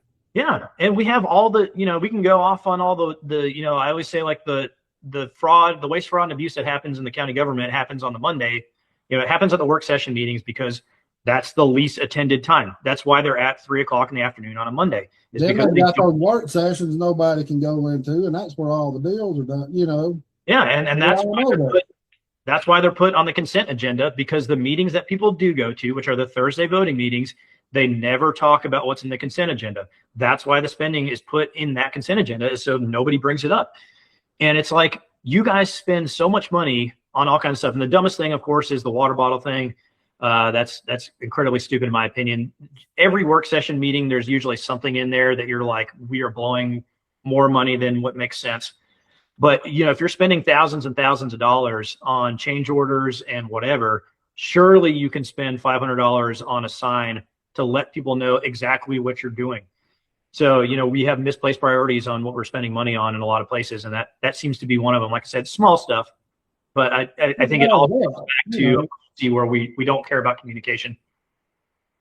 Well, and it's like, even if they do put it in the packet, who in the hell's got time to read through 1,000 pages sometimes in the packet to find what they're looking for? I mean, that's what you download a PDF. When you got a PDF that's 200 or 300 megabytes, I mean, that's 900,000 pages. Some of them I've downloaded. It takes my Adobe. I'm on Fiverr, and it takes my Adobe Acrobat like 15 minutes to sort through it. Yeah, they take a long time to load, for sure. Yeah, I mean, it's just, come on now. Let's be realistic here. That's what I think gets into the very frustrating part on Acela, and this is tangentially related, obviously, but our program, I've talked about this before, but our program for permitting, which is a program called Acela, the way that we use it is so incredibly poor that the only way that we can use it this badly is because we don't want people to know. And the perfect example of this is if you go to Gwinnett County and you go to their planning and zoning site, they have the exact same program. It's the exact same Acela. It looks exactly the same. A lot of the drop downs are the same, but they will have so much more information than what our Hall County viewer has. And part of what they have in Acela is they have very easily broken down. If you want to look at the site plan, you just click on the site plan. If you want to read their narrative, just click on the narrative. You don't have to have the whole packet. You just have the bits and pieces that you want. And the frustrating part is we're paying for this. Like, we're paying the additional $50,000 a year for this program to be able to do this, and we don't use it for that. And it's like, again, why would you do it this badly unless you really didn't want to tell people? Who would be in charge of how this program, or the program is set up for the public? Would that be the planning director, or would that be county commissioner, admin? I've not narrowed this down. My guess is admin is in charge of setting the policies for it. But ultimately, who's entering the data is probably, essentially everyone enters the data, right? So they do, if you look at the county's version of Acela, so like their portal looks way different than the citizens portal. So the citizens access portal is what you have at home. The county's version is, it has all the information in it. And so everyone uploads their information. So everyone is capable of editing what's there. So planning and zoning has the original part of it. Anytime that there is a permit given by building inspections, or created by permitting, the permit is created in there. The inspection, when that is either approved or denied, that's updated in there. Fire services does their update. So all of the uses that you have in the packet. So like when you read a packet, like when Chris was talking about, when you read the packet and you open up all the notes, they're actually already put into Acela. But what the county is doing is they're turning off your capability to actually read that in Acela. View it, right. Yep. And so to me, like you said, that can only come from an admin policy. I can't see planning and zoning being like, well, we don't want people to see our stuff. It's got to be a top-down decision to turn off certain things that the citizen access portal can see. Or they're so damn ignorant they don't even know the options are there. Well, what I would say on that is apparently we hired a guy from Gwinnett about 2 months ago, somewhere in there. And this is in the MIS department, which is that management information systems, I think. But we hired a guy from Gwinnett to try and start doing some of this. So if you noticed in the past probably 2 or 3 weeks, we have actually added some things in Acela. Now, it does not look like it does in Gwinnett. The main things that I've noticed that we've added are some of the property information. So some of the information that was in Q Public is now in there. And they've done a little bit better of a job telling you open applications for permits. And so there is some functionality that's been added in the past couple of weeks, but we're not to the point of Gwinnett in terms of the packet stuff. And then also what I love that Gwinnett does, which is crazy because Gwinnett has all kinds of problems, but in Acela, they're doing a great job of this, and they have links in there to, if you want to look at a particular application, they'll actually have, as far as the dropdown goes, any of their previous applications. So if you had 5401 Old Winder Highway, they have the whole history of any permit, of any rezoning application, of anything for that one parcel. So what we have to do in the county right now is you have to go dig through Agenda Center, which is crazy because if you don't know the date on which it was owned, you're not going to find it. It's like finding a needle in a haystack. And so Gwinnett's version of Acela will have that information in there. They'll tell you what the rezoning was. They'll tell you exactly how the vote goes or how it went. They'll even have a link in there to open up the minutes, and it'll go right to the spot in the minutes from that hearing on how that went. And I'm like, dude, we absolutely need to do the same thing, because a lot of the stuff, I think the one, I guess it's 5401 Bullwinder Highway, where Jill Cooper brought up that it had been attempted for a rezone, and Steve Gilliam was also that applicant. It was this 2000, I don't know, it was like 10 years ago or something like that. But she had it in her public portion where, she had the original site plan. She showed it on the screen, and you wouldn't know that unless you found it in Agenda Center, or if it was so old, you would have to open records request that information from the county, and you would have to know the date, So it's like, again, it comes back to communication, where we don't want people to know what's going on currently and what has happened in the past at a given property. Yeah, well, maybe they just didn't have people capable of running the program right, and maybe they're trying to correct that.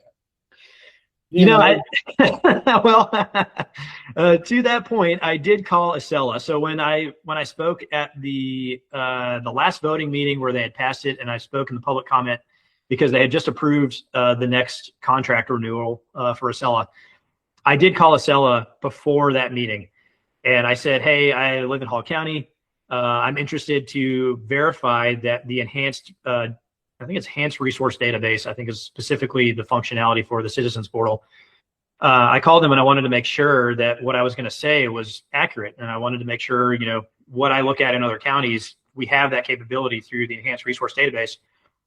And they didn't want to tell me a whole lot because they wanted to make sure who I was. And then since I don't work for Hall County government, they were not interested in telling me anything about our specific package, I guess, through our contract. So I had to be very generic, and I asked them, if I was any other municipality and I'm looking at the enhanced resource database, does it include this functionality? Yes. Okay. And then I asked about training, and they have webinars all the time. So if you pay the $500,000 a year for this program, it includes the training for that. You just have to sign up for it and use it. They're not going to come to you because they're based out of California.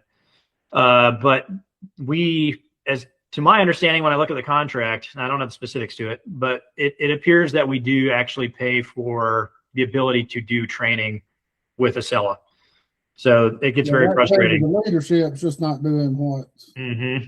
Yep. And I've also heard that somebody at some point, that I guess would be nameless, the city of Gainesville also offered to help train some people in Acela, and it was turned down.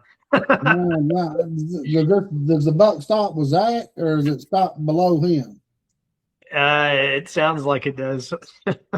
Because at some point, with all this planning commission fiasco, mm-hmm. all the turnover in his office, mm-hmm. and everything, he's not going to he can't keep playing John Gotti here, being the Teflon Don. Yep. Eventually, he's going to have to be held responsible for all of this stuff, because you can't tell me that he didn't know something that was going on with those planning meetings. I mean, you can't be in that office and not hear rumbling. I mean, it's not like the building 15 stories high and 1 million square feet, got offices everywhere. I mean, everything's centrally located right there.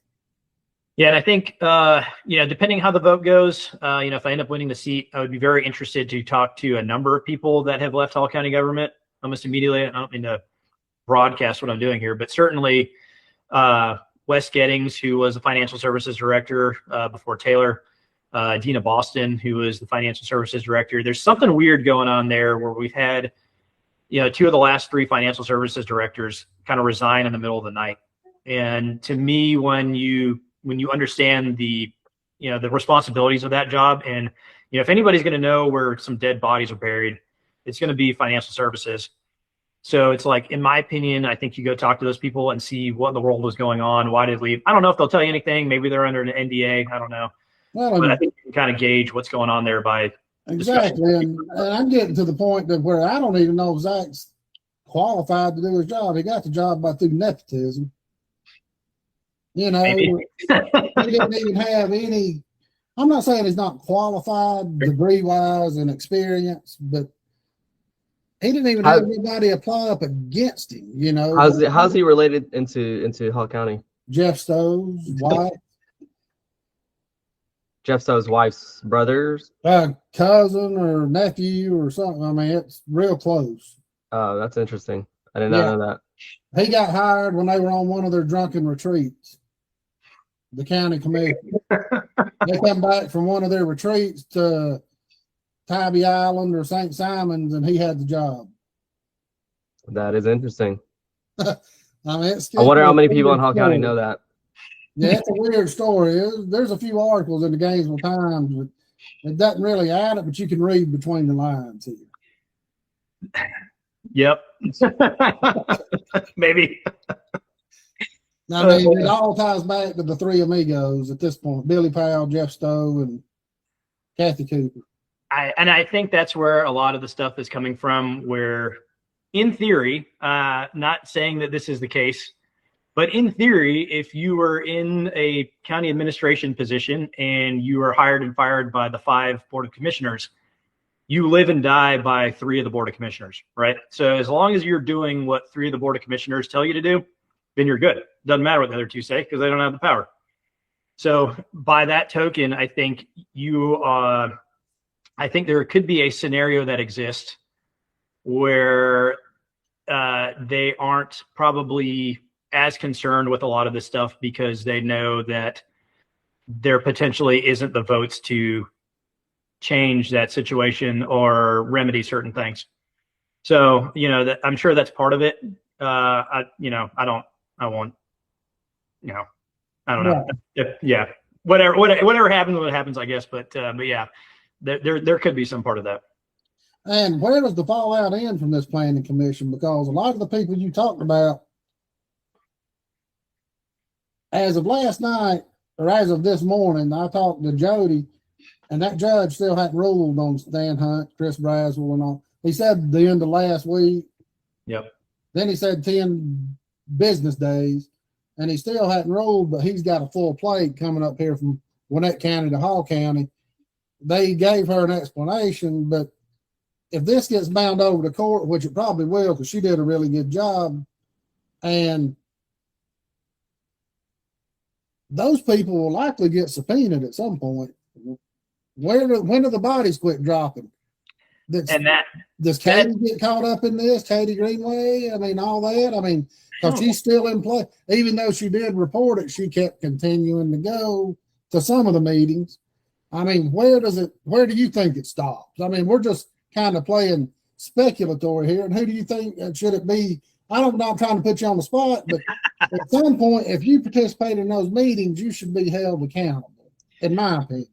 Well, the weird part there was, if you remember, well, I wouldn't say if you remember because it wasn't recorded or live streamed, even though it was in the second floor conference room. The hearing that they had on that random was a Wednesday or whatever that was.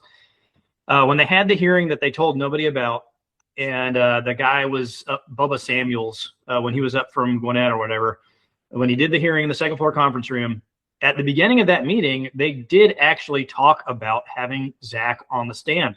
In fact, they made a mention of everybody that they had talked about bringing up there and doing questioning, something to that effect. And then also, if you remember, I think the original, when Stan Hunt made a comment where, I guess it was in the Mitchell investigation, where he's going to blow it up at the end and everybody's in on it. The commissioners are in on it. The county administration's in on it. Like, definitely that kind of scorned, a lashing out by Stan to try and throw everybody under the bus except for him. Yeah, but the idea is how much of that is true. So, I mean, I'm sure some of it is maybe him wanting to, maybe he was wanting to defend himself, and that was the only way that he felt that he could do that was people were okay with it and had signed off on them doing it. But, I think in any conspiracy theory, if you want to use that for lack of a better term, there's always a nugget of truth. There's always a kernel there. And potentially there are people, and we don't know that because they were not questioned. Right. And so, that if you're going to really root out who all was involved and who all knew this stuff, then I think you do have to go through everybody. I think you do need to question everybody. Let's put everybody. I mean, I'm sure, Greg says that all the time. You know, he don't have anything to hide. Okay, well then let's question everybody. Let's question all the commissioners. Let's question the county administration, you know, the administrators, and then well, I don't know if John would be involved in much, but let's question Casey. So let's figure out how deep the rabbit hole goes. Because and I break that up because no matter what, either you, Steve, Shannon, or Gina are going to have to deal with this fallout because it's not going to be resolved before y'all take office, whoever takes office in January. Right. I mean, we know that for a fact, especially if Jody's case gets put into court. It could be a couple of years. Yeah, and the hard part there too is I think you need a planning commission, and there's an argument to be made that without a planning commission, we are running into problems with certain things.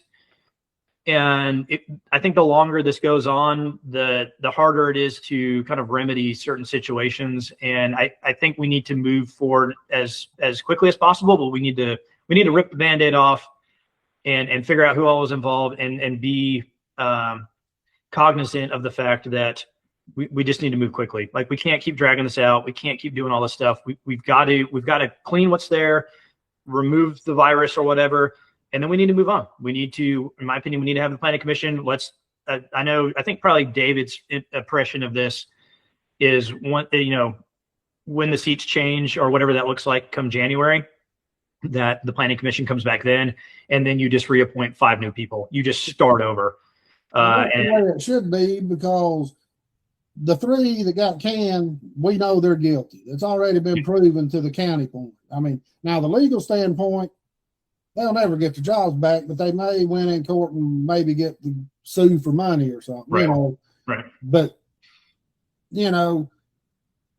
it's time that they can move on if the county wants to. If they want to, they should be free and clear to appoint another planning commission now if they want to. Yep, they need to, because I know, like we talked about before, the timeline is so short now that you basically only have 15 days. So when you see the yellow rezoning sign come out, that's your warning right now, and you're going to have 15 days before it's heard by the Board of Commissioners. And so, like I said, the longer this gets drawn out, the worse this gets. And so we need the planning commission back, in my opinion, but we need to be able to have that process of, exactly what Viral said earlier, which is really figuring out the conditions, really figuring out the application, because the commissioners, in my opinion, shouldn't be, shouldn't be, but it should be the process where, like you said, the commissioners are kind of the bow on the top because everything's been sorted out. There isn't really a huge question as far as a rezoning goes or a variance goes. But we're really lacking in that right now, like extremely lacking in that ability to effectively handle rezonings and handle the conditions around them. Right. Now, I think Viral and Corey talked about this last week. What's your opinion? And Viral can expand on it.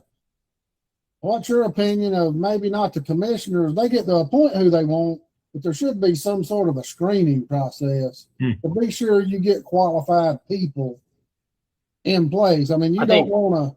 I think Tyler being on the tax commission if he don't know nothing about taxes. You know what I'm saying? Yeah. I think Tyler is the one that kind of pointed this out to me at one point, and I think maybe Corey got that from him too. I think you had said something along the lines of you saw a city council person from a different city around here, something like that, had an application process for their appointed folks and whatnot, and then you implement something like that. Yeah. Mm-hmm.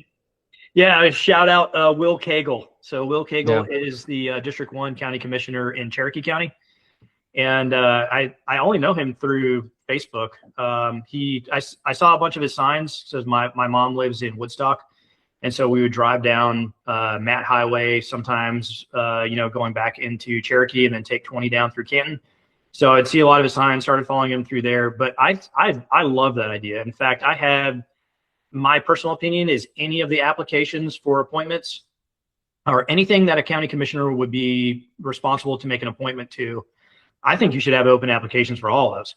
I don't like the idea of people having been there forever. My prerequisite is you cannot have done the job previously.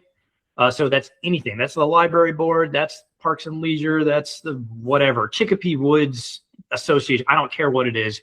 If I'm making an appointment, it needs to be somebody that's new. And I think the problem comes back again to people just get there too long, or they stay there too long, and then it becomes their seat. They become very attached to that. It becomes their thing. If you want to do the deal, then you got to go through them. And it's not about that. It's about service. So, but yeah, the planning commission thing, I think probably the hard part, if you do have people that are qualified, man, you got to find the right person, because I could see a situation where somebody is really qualified that they would, maybe the pay is not there for them to go, well, I can't do that because I'm so busy with whatever. And in Will's case specifically, they were looking for somebody on like a transportation board, and he lucked out big time because he got a guy that was like, he had worked for, I can't remember, I don't think it was Archer Western, but it was somebody out that way that had worked for a construction company in the context of road construction. I'm like, man, what a better, if you get the wrong person, maybe they start doing some deals with their friends. But if you're doing it from an advisory standpoint where it's only for, hey, this is this condition, or we need to look at this part of it. Yeah, there, I think you could make a great argument where you have somebody that has a little bit more of a background in that. But I don't know. Yeah, you do. I could see a situation where the pay maybe comes in, because at the end of the day, you have to have somebody that wants to do it. They understand that it's a service job. So you have to always be in that context of, you have to have a heart for that. You have to have a heart for helping people. You have to have a heart for meeting with people. You have to go to meetings. So if people view that as purely just a job, that I don't know that it pays enough for somebody to just treat it as a job. In this county, we've been proven true that the pay is obviously pretty damn good, but the perks you get, because you got 3 people spending $100,000 to keep a $12,000 a year job. Right.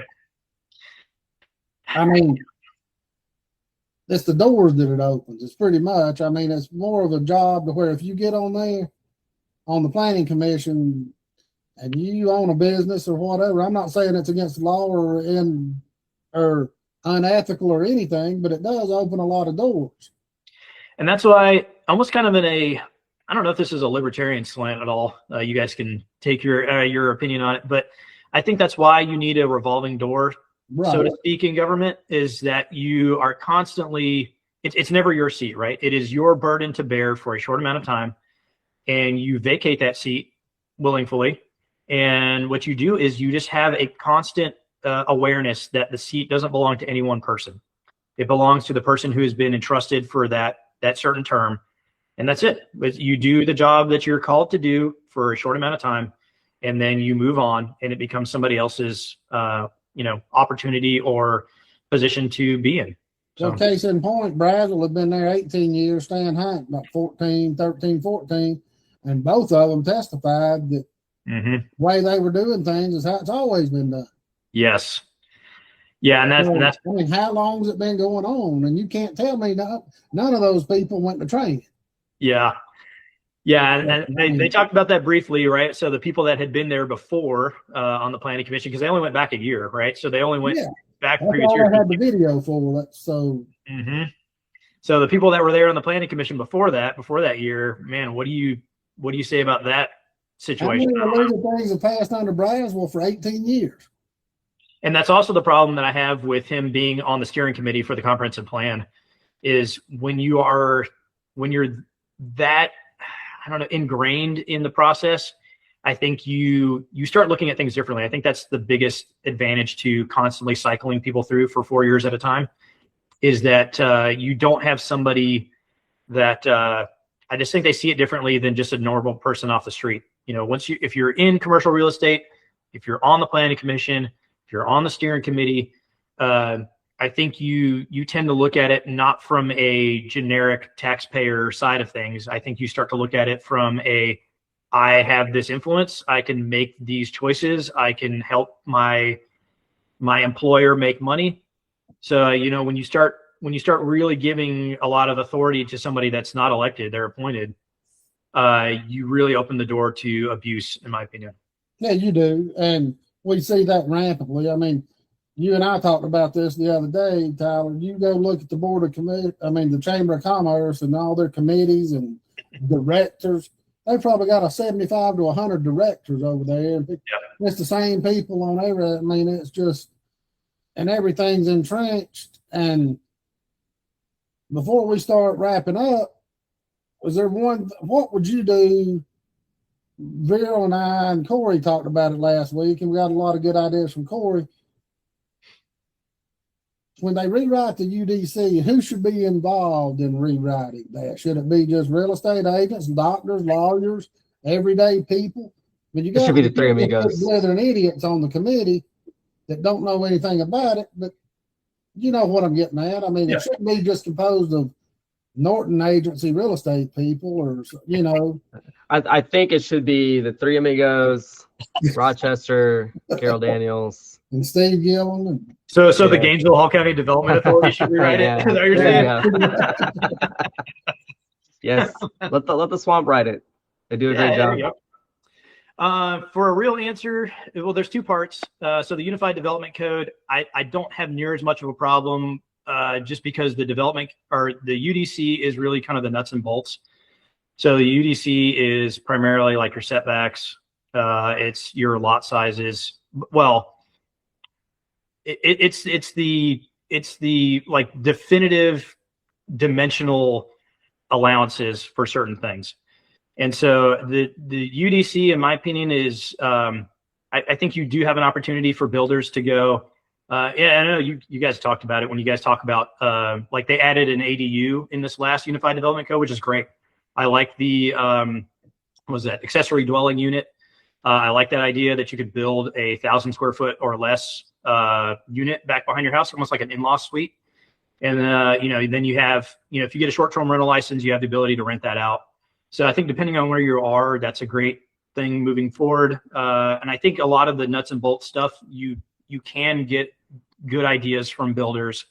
I know Frank Norton's been on this thing where he wants to see some reduction in the building code for what they consider to be affordable housing.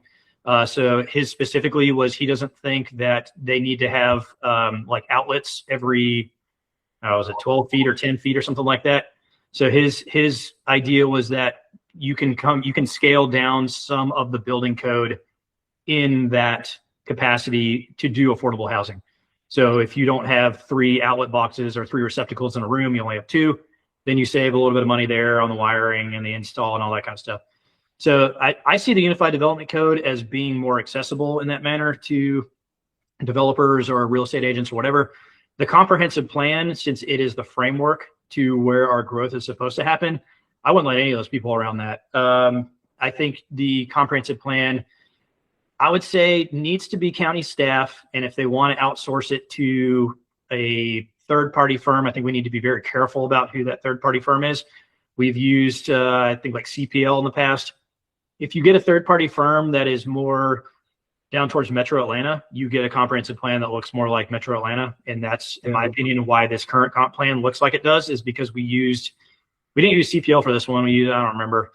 But it was a firm out of Atlanta. I remember that was consulting and kind of overlooking the entire push for the new UDC. And this is going to be a little bit of a radical plan because you may get mixed answers from this, but I think the people that live here are actually more than capable of getting you about 80% of the way there to a comprehensive plan. I think generally speaking, people understand, they drive it every day, right? So like, if I drive a route every day and I know where all the bottlenecks are and I know where all the problems are, then I'm more likely to say, yeah, don't keep cramming people over here. So when I got on door knocking in the past, I always make sure to ask a couple of questions. One of them is, what is the minimum lot size that you would support around you for a neighborhood? What do you want to see around you? So do you want to see any more commercial or industrial or residential? So I have a couple of questions that I ask, and everybody around me is very uniform in their answers. Most everybody does not want to see anything else added up here, which obviously, there is a kind of like you briefly alluded to earlier about property rights. So I think people understand that there can be neighborhoods out here that just needs to be an appropriate lot size. But I honestly feel like of all the people that I've talked to, if you had like an average answer, you really could get 80 or 90% of the way there to a comprehensive plan. I think you just have the finishing touches on like the specifics of it. So if you have character areas, what does that specifically look like and where are the boundaries for those character areas? That's probably a planning and zoning thing. That's maybe a third party thing. When you create zoning classifications out of thin air, that's probably planning and zoning thing or whatever. But I think generally speaking, if you have an average of a certain area, you can kind of figure out the character areas. You can kind of figure out the corridors. You can kind of figure out any of the little parts of the comp plan that have been abused here in this last one. So I would say the county needs to get more feedback. I always ask this one too. I've talked about this a bunch of times. The county got 630 people to give their feedback to draft what the steering committee was supposed to use. And so 630 is 0.03% of Hall County. So there's 228,000 people in Hall County. So it's a obviously very small amount of people.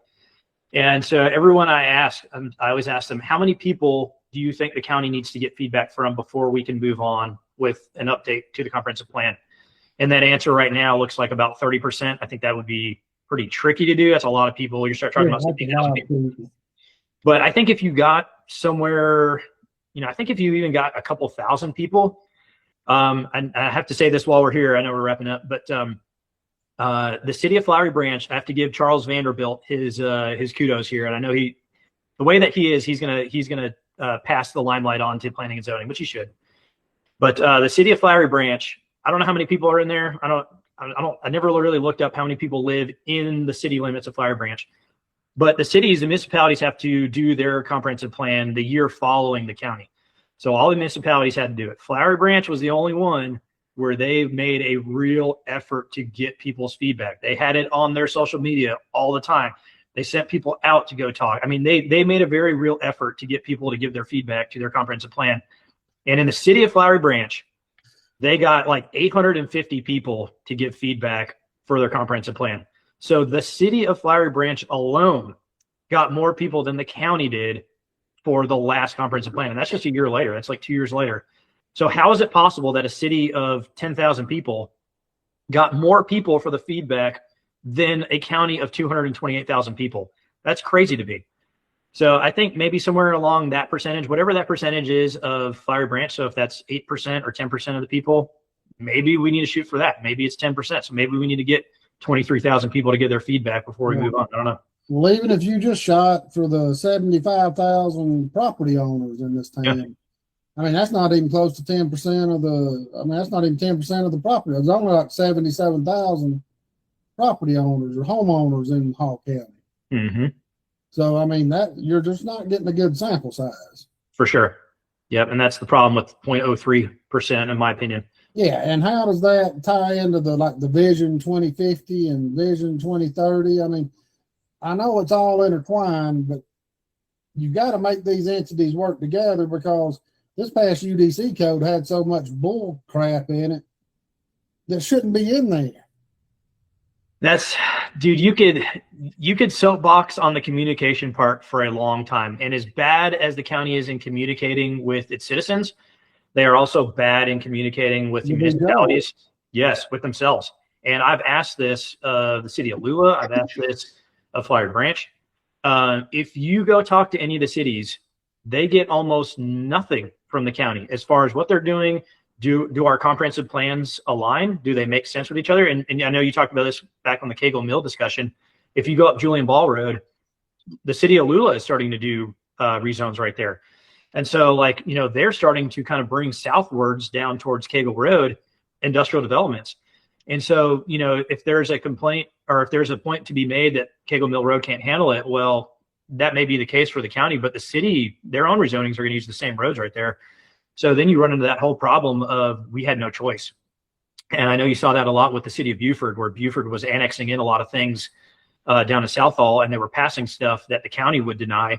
And that's the reason why they were getting annexed, because it was so far from the city of Buford that Buford didn't care, because they were just making money hand over fist off of industrial rezones. And it became a problem to the county residents who were not in the city limits that lived next door. And so, yeah, that whole idea of getting everybody on the same page, we fight the city of Buford a lot, which is stupid in my opinion. We really need to make a better effort to just be all on the same team. I mean, we all live in the same place. We're all in the same county, all these municipalities, the 8 municipalities or whatever. We need people, and it has to come from the commissioner level. We need the commissioners to understand that everybody has to work in unison here. So if you have problems, if the cities have problems and their comp plans don't align with ours, then we either need to reevaluate ours or be like, hey, it doesn't like you talked about the sewer doesn't support this. So if you guys are going to do your own sewer, great. That's a lot of infrastructure capital to spend, but you guys cannot pass stuff and not have it be a drain on our county services. So you guys are passing things without any kind of care in the world on what the infrastructure is, and we're footing the bill for that. See, and Corey brought that up last week, and you made a good point about it. I think if both of y'all get on the county commission, it's got to change, or we can make some inroads. All these cities annex in stuff from the county, but the county can't annex in anything. They can't stop it. The cities get all the benefit. The county gets all the BS because their cops, their fire services, their school systems, everything still has to hold the brunt of the responsibility. Yep. They don't get none of the tax money hardly. Yep. Yeah, and this is what you have. This is what happens when you don't have good communication and you have animosity between commissioners and city councilmen and all that. And that's why I've enjoyed the little bit of time that I've gotten to spend with some city council members. I think that's a very important part of the job that gets overlooked, which is you need to be in communication with those cities. Because in my opinion, if there's going to be high density growth, it needs to happen from the cities, only because it makes the most amount of sense in a downtown area for people that want to walk. So if there's going to be any high density in District 3, I wouldn't support any of that in unincorporated Hall County, like ever. Like it probably just needs to be R1L and that's it. But if you're going to do those types of things, I think you can make a great case for it being in a city, like in a downtown area. But like you said, you need to be on board with people before they pass that kind of stuff from the infrastructure side of it.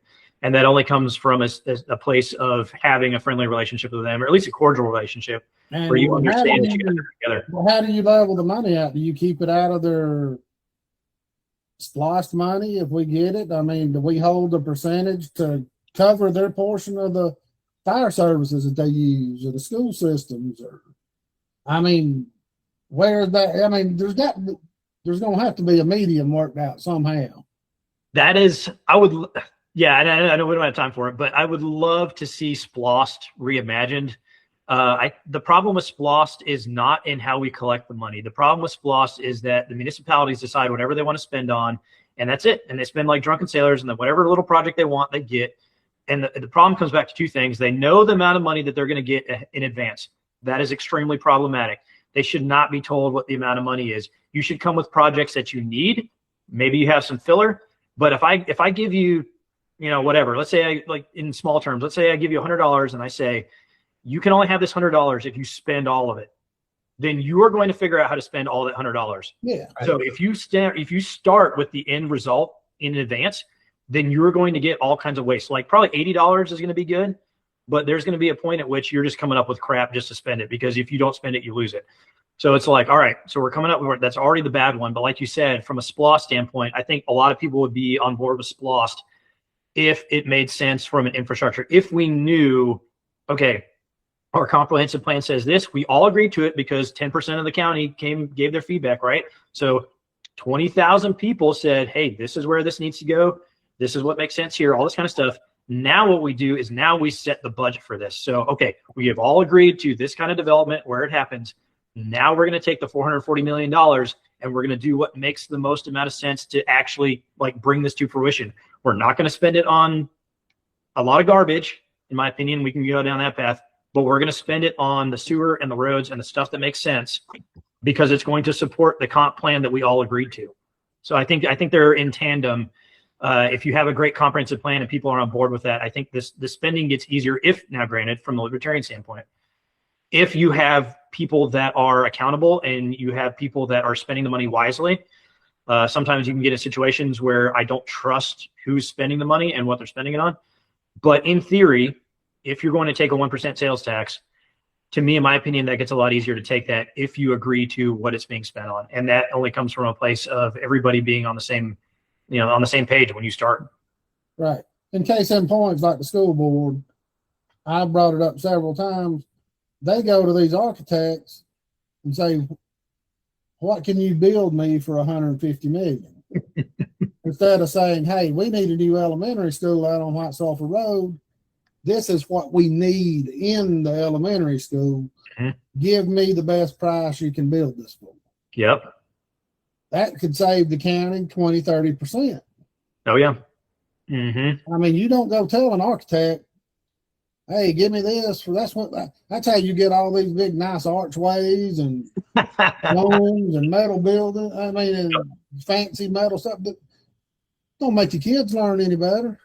No, we just blew another $30 million on making the thing look nice. Yeah. And like Gwinnett County, they build all their schools rectangular squares. So when they outgrow them, they can turn them into office buildings or something else. They're functional after the school uses. Dude, yeah, you're on a whole thing there where we don't plan ahead. We know the money's coming in, so we're going to spend it any which way. And the planning part of so many things is problematic. I mean, the school is the biggest. I don't necessarily mean to rip on the schools here, but I went, like we were talking earlier, I went to the East Bloss meeting last night, and the general idea that I have from East Bloss is that if the East Bloss does not pass, they are going to get their pound of flesh. They are going to raise the millage rate. There is never any discussion on how do we spend less money. The county does the same thing. The county's not any better. There's never a discussion on how to spend less money or how to be more efficient with every dollar that we have. It is always, we are on a 3 to 5% growth every year, year after year. How do we maintain that growth rate? So the question is never, again, an efficiency standpoint, it's always, we need this money. We already know, because we know the dollar amount, we already know what we're going to spend it on. We already have this idea in our head of what we're going to do with this money. Now we just have to basically like shame or guilt people into voting for it.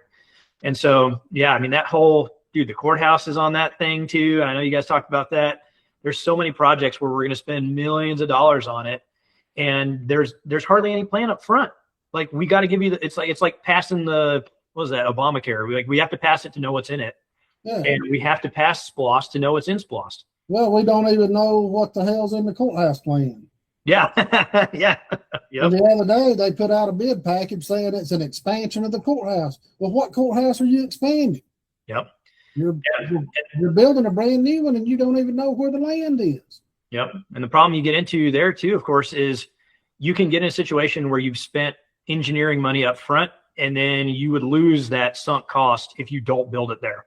Right. So it's like, you can get to a point where if you spend a couple $1 million on things, they're like, well, we got to put it here because we already spent $2 or $3 or $5 million on a plan or all this stuff. The problem is, where the hell are they going to put it up near the square? There's nowhere to get. They should have built it where the land or the hotel is and the bridge to nowhere. Well, going on, we have, we have a commissioner in house that's a commercial real estate agent, so maybe they have a maybe they have a great idea. And they're not going to build it on Brown's Rig because it makes too much damn sense. Oh yeah, yeah. You guys talked about a lot of opportunities that the county has that they've totally missed out on, and that was a great part of that discussion, which is there's plenty of other places other than downtown that would cost way less money than doing it there. But the problem, of course, is the people that need to sell property downtown, they don't get paid. So that's a whole thing there. And they could get rid of the Kenyon Plaza and build it right there between the two courthouses. Yeah, build a skyway, something. Build it right there. I mean, you could move the Kenyon Plaza. I understand that means a lot to the old people around here. It's a nice plaza, and I'm not saying get rid of it, just relocate. Yeah. And build it right there. I mean, you don't have to go anywhere. Yep. I think one thing that gets lost, and I think it's something that needs to kind of get beaten into the government's head, is that they have a fiduciary duty to the taxpayer and not themselves or their little buddies and real estate developers and whatnot. And I think that goes straight to the top, and then it also needs to be something that gets beaten into the heads of government employees, engineering department, permitting department. I mean, these guys come out and they act like they're doing you a favor by coming out. I'm like, bro, I pay for your freaking salary. Mm-hmm. Yeah. The reason you have this office job and the air conditioning in this building and electricity in this building is because the taxpayers pay their bills.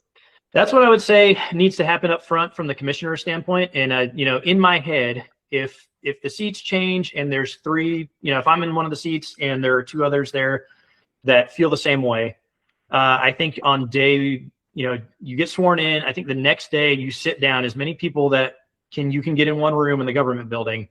And the very first day you say, starting right now, if you are not here to serve the taxpayers, if you are not here to be a steward, if you are not here to understand that your role is to help people, there's the door.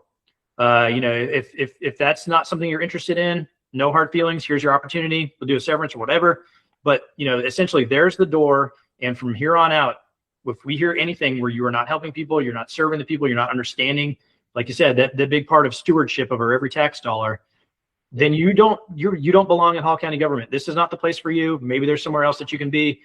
But ultimately, I think that has to come from the commissioners. It has to be top down, and it has to be said on day one. No, and it's like Zach Probst wasn't even supposed to be doing this. He goes around telling everybody, you either vote for SPLOST or we're going to raise your property tax. Dude, it really. And the Chamber of Commerce, I mean, they legally can beat that through their head. Hey, our taxes are going up if we don't pass this. But then they turn around and roll the millage rates back 3%, and your property taxes go up between 40 and 100%. Don't tell me you're giving me a tax break. Yep. Yeah, and then of course I know you guys have talked about it before too, where we spent money on signage that said that this project was paid for by SPLOST. So Right. we use SPLOST money to pay for marketing of SPLOST. It's like a weird, like how does that work? And it only comes out near the SPLOST votes. Yep. If SPLOST wasn't on the May vote, I don't see those signs. I don't see brand new paved roads or anything all of a sudden. Like I did, like literally that whole thing kind of opened my eyes to the whole all field over of Riverside SPLOST. Drive and my side of town. Those SPLOST signs are everywhere. That's its own little scammy election. Just real quickly, the scammiest one we just happened. I was just talking to a couple of people about this the other day. There was a change order made at the last work session meeting where we did a change order to Harrington Road, and I'll just put Harrington Road out there. You feel free to look on Q Public who the three property owners are on Harrington Road. But so we paved Harrington Road, and I went and drove down Harrington Road because I'm like, this road's tiny, man. And so I get to the end of the road. There's a certain property that's at the end of the road, but with a certain owner. And I noticed that there's a brand new culvert, and that it only serves one person. Like this is the only house that you're going to use this culvert on. And so I turned down at the end of the road, and I'm like, how much did this thing cost? Because it's brand new. And so I open records requested as much as I could for Harrington Road. Between the road and the culvert, we spent $500,000 on the road and the culvert. It serves 2 people, 3 people own property down there.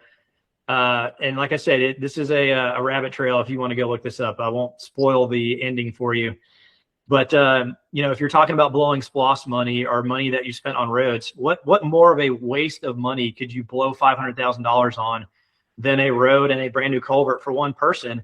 And it's like, there's plenty of roads where I've walked them, where people have complained about the county not ever fixing the culvert or not ever fixing whatever.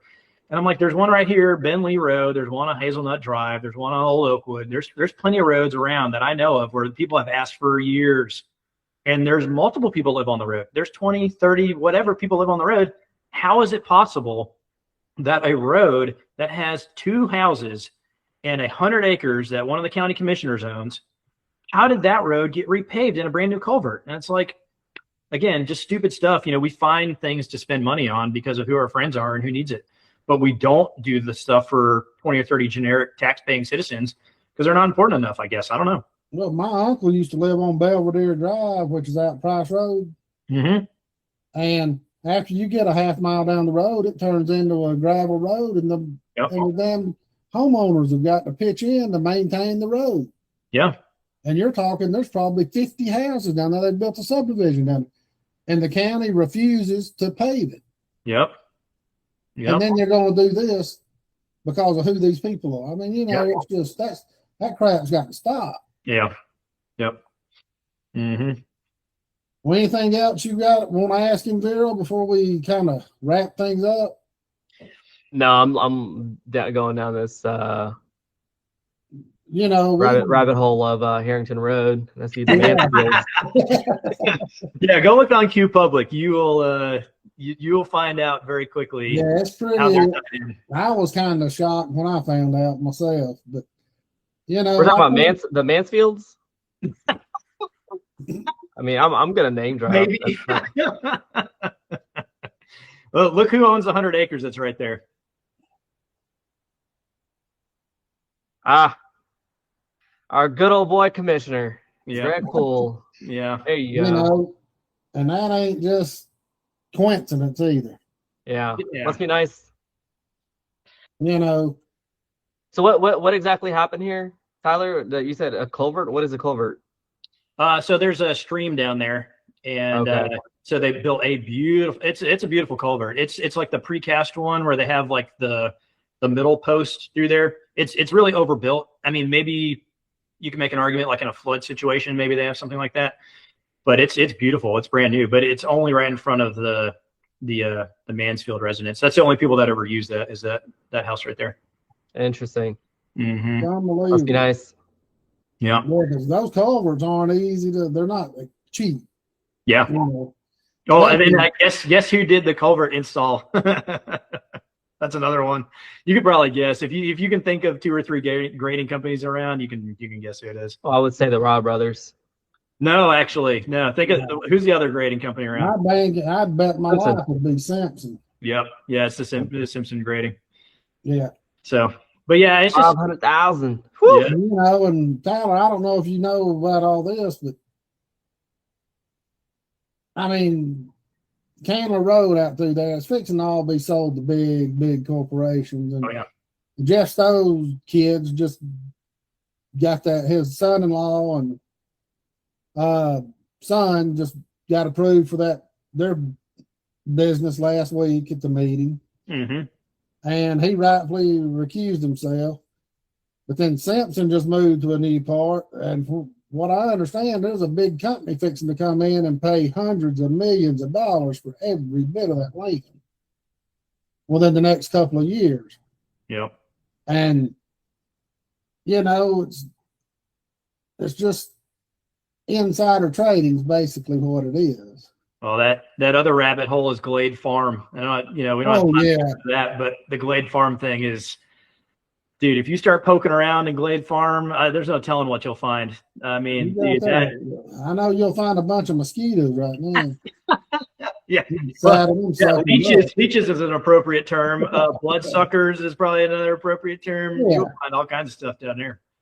But yeah, you look, it's kind of like, before we wrap up right here, the city council, they just paid $800,000 for 2 desolate properties behind the BBK, Black Burger King, on Atlanta Highway, on Athens Street right there. Okay. And what is that? Not Pearl, now, whatever it is, Athens Street. And Yeah, I know what you're talking about. yeah, Yep. but anyway, right there, and nothing's there. Lanier Tent Rental used to be down there. Mm-hmm. There was an abandoned building. And Eddie Barton Sr., who owns a lot of property in town, he's got a reputation of being Slumlord Eddie. And anyway, he bought that land in 2024. Then the city turned around and buys it last week or the week before for $800,000 for a parks project. And the lady that was digging into it was telling me about it because she got me involved in it.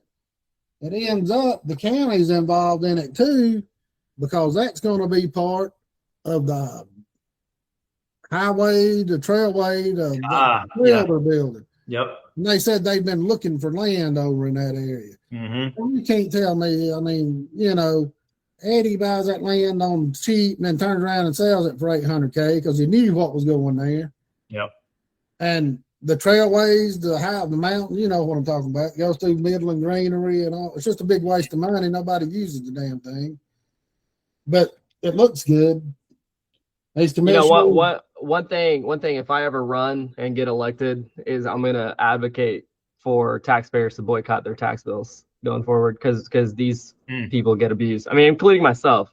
We get abused as taxpayers on literally everything. So if you're on the inside and the up and up, and you know the right people, and you got the right connections, you can abuse the rest of the taxpayers. Is what it comes down to. There's literally no reason for a lot of this stuff to happen, because I mean, I'm just this one little thing on Harrington Road. Who does that benefit? For $500,000 of taxpayer money, who does that benefit? It doesn't benefit anybody except for one homeowner that lives there. But more than anything else, it helps and improves the value of Greg Poole. He didn't have to spend $500,000 out of his pocket for something. Anybody else, if I was to go out there and do that, don't have the connections, don't have the right contacts, Hall County's going to foot you the bill to install that culvert. They're not going to do it on the taxpayer bill. Why did that happen? Oh, because guess what? Greg Poole's a county commissioner. He's got the right contacts, and he put $500,000 project. Yeah, on the taxpayers. Yeah. And you see that like roads and water. I feel like if you ever see like weird projects where like, why did we pave that road, or why did we run water out there? It's always because somebody wanted that to develop their property.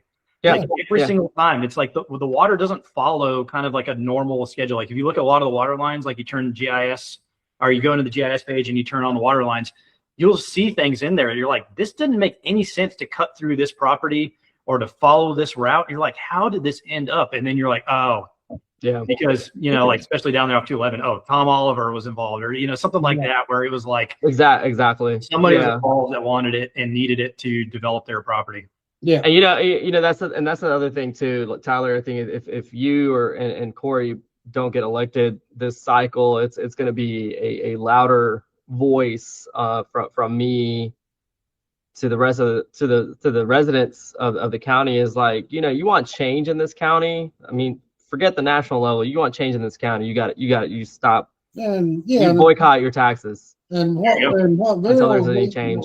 Bringing up, and I'm going to add to it. I mean, I don't think we can go wrong in District 3 with you or Steve, either one. Appreciate that. District 1, we don't have that luxury. Corey's got to get in. You know? And I'm not sure that can happen because he doesn't have the reign. Because, we talked about it. People just going to go in there and vote for the incumbent, I will say I've never heard it's hard to find people at this point that still support Kathy. And in a weird way, I didn't bring this up, but actually Kathy in my particular, my variance, actually, she helped me more than anybody else did, which is weird to say. And so I like Kathy as a person. The problem is her votes. So like you have a disconnect between somebody that is a great person, but somebody that is, in my opinion, starting to do deals on the side. It appears that way. And so, that idea of you got to have 3 seats to be able to do anything. Right. And that comes back to it every time, is that seat unfortunately has to change. It doesn't matter if she helped me and if I like her personally, that seat has to change. Yeah. If the county direction is going to change. And Corey's the best option in my opinion. I'm rooting for him. I hope he wins. I think like Corey said last week, I think being a good person is the bare minimum. Yeah. It's got to be the bare minimum here. We can't set the bar that low. Yep. It's great that y'all were involved, and y'all were both great people and be great. I just hope that if you don't win, you don't give up and not run the next election cycle, because it gives you a better chance the next cycle, because your name's already out there. People know who you are. They know your stance. And, that gives you a leg up on the next election cycle.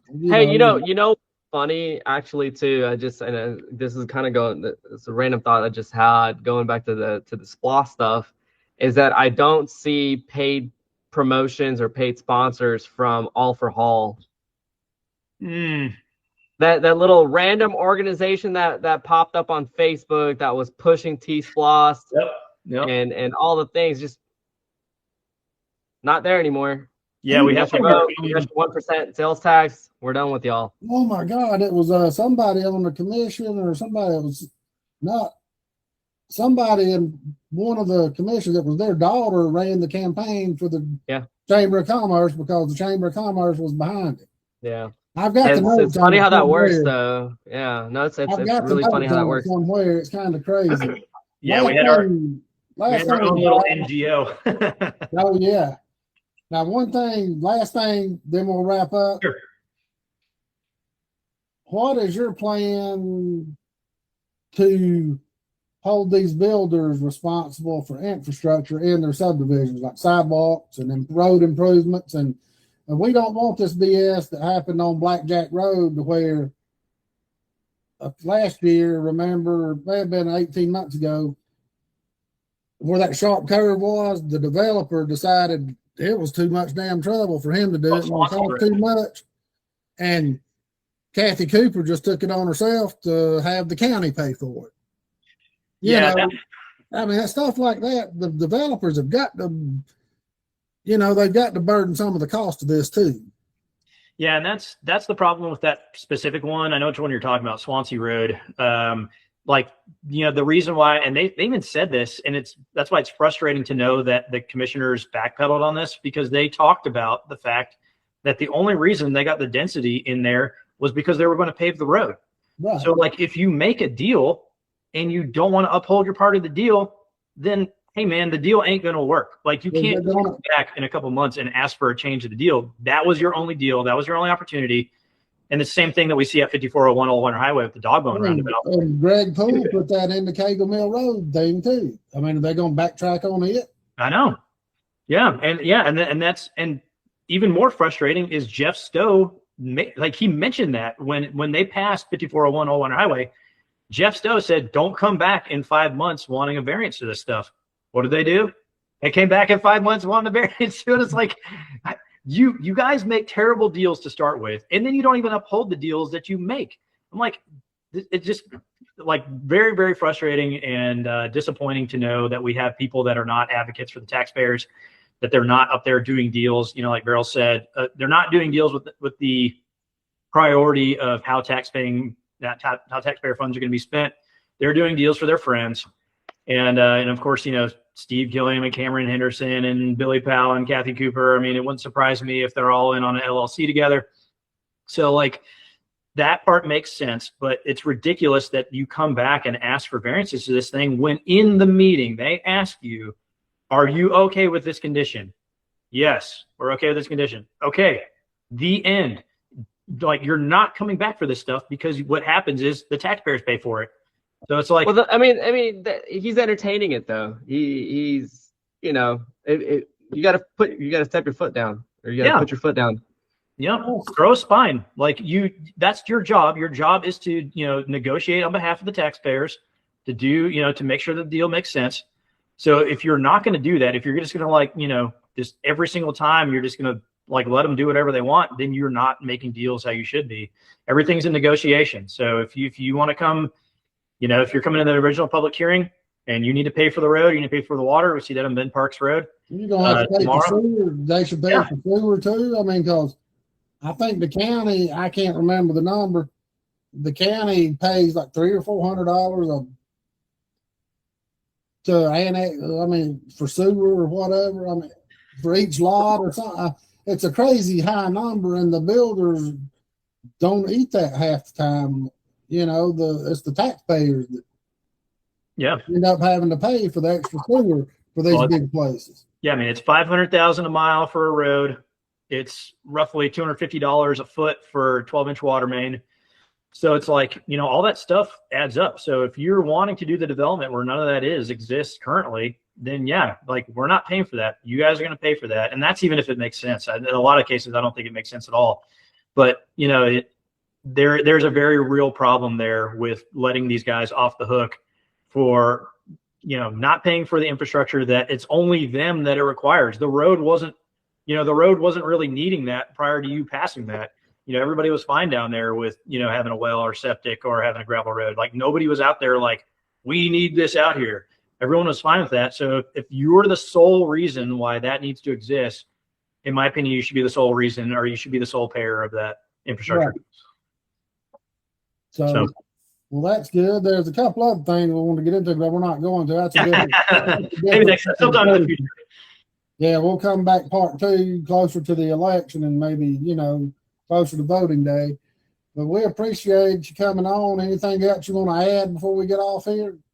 No, that's it. I just appreciate the time. I appreciate you guys, what you guys are doing. Like I said up front, there's been so little interest in the local stuff that anybody doing anything to bring awareness locally, I think I'm all for it. So what you guys are doing, it's only going to help the situation in Hall County by what you guys are doing and bringing awareness to this stuff. So appreciate you guys. I appreciate you and what you're doing. I mean, you've opened a lot of eyes. Your videos are good. They're entertaining. You bring a lot of knowledge that people don't normally get, because they don't know where to go to ask these questions, who to ask these questions to. And, Corey's doing a good thing down there. We need more younger people in running for office because, Hall County's getting older. I mean, it is the leaders, especially, and we've got to have people to be able to step in that knows what they're doing. And I had a lady ask me the other day, why is Hall County, why are the crooks being so, I said crooks, but it's the swamp, being so out and outlandish about what they're doing now. And I just told her flat out, in my opinion, it's from a town going to a city and a city going to an urban type development. We're getting bigger and there's so many people moving in. These good old boys are losing their grip on control and they're trying to intimidate people to keep control. And we can't bow down to the intimidation by them slamming social media and how we do things. We've got to stay the course, and I appreciate everything that y'all are doing. There you go. Yeah, absolutely. Yeah, I think almost tying into that too is it's probably not been easier to know who's swamp and who's not because it's so in your face now. So like they could do a lot of stuff in secret. Then there starts being a lot of people looking into what they're doing. And now what you see, I think I know we talked about this the other day. Now what you're seeing is kind of this blatant, this arrogance to it. So now it's like, yeah, okay, we know that but we're going to do it anyways. Right. And so, that now it's like a money thing. I think when you look at campaign contributions, I think it's really easy to see who's where. But yeah, you are starting to see a little bit of a change from trying to hide everything to now we're going to do it whether you like it or not. And you're not going to have a say about it. Yeah, and that's got to stop. I mean, and I think that's part of the transition, and we're getting there. Yeah. And we don't, and I know I'm not going to stop, and I don't think Viral's going to stop because he's wanting to get into public office. He's talked about running before. Yeah. And I may, once I get out of my situation that I'm in, having to take care of, family stuff and everything, but that's on down the line. But we've got to keep moving in the right direction. Absolutely. I don't have a reason to run, honestly. Like I have no passion to run and be in public office. If there were better people already in office, if there was accountability, if there was, and it's to me, it's it'd be great to have younger minds in public office because right now we have, and again, not to be ageist or anything like that, but we have a bunch of old heads. Greg Poole could barely figure out how a data center works, and I'm just sitting there in the county room. I'm sorry, Greg Poole too, yeah, but Stan Hunt, and I was just sitting there, just like, how are you voting for something you have no idea how it works? You know what I mean? I mean, and yeah. I just happen to have a background in data center development. Not everybody does, but it's something that I could have easily looked up and done enough research to figure out not to ask a lot of the dumb questions that he asks. Let's just put it that way. Right. And so not only that, but again, the ethics standpoint of it, I have a real estate license. I'm happy to throw that away and to be, if that's one of the things that's required to be on a commission. But it's just like, dude, you're supposed to be working for the taxpayers, including yourself, because you're a taxpayer too. Mm-hmm. You don't care about it because you benefit from it, because you're taking the commission checks. You're doing the dirty deals behind closed doors. And then when people lose trust and faith in government, you want to sit there and cry, but then you're not helping the situation at all either. So that's my only real my biggest reason I would want to run and I would be in Billy Powell's district and somebody who's missed, I think 4 or 5 out of the last 6 or 7 meetings. I'm just like, and you know, and I've seen, I've never had to deal with the guy personally. I've heard nothing but bad things about him. Yeah. But it depends on who you ask, I guess. So yeah, you know, we got to, and then he's been running unopposed. Like, these folks have been running unopposed, which is another big pet peeve of mine. Yep. If I lose, I lose. Not a big deal to me. But at least give people a chance to vote for somebody. Mm-hmm. You know, it's terrible that, you know, and I learned this recently, that he's been running unopposed for 14, 16, 18, 20 years or something like that. I'm just like, why? And then you guys wonder why things are the way they are. Like, he's got no challengers. Yeah, I think that's the hallmark, I feel like, kind of, or stereotype of the swamp, is that they just don't work hard. Like, they're so used to, I think, like, their money and their influence that they just, like you said, it's like they don't want to even know all the specifics on this stuff.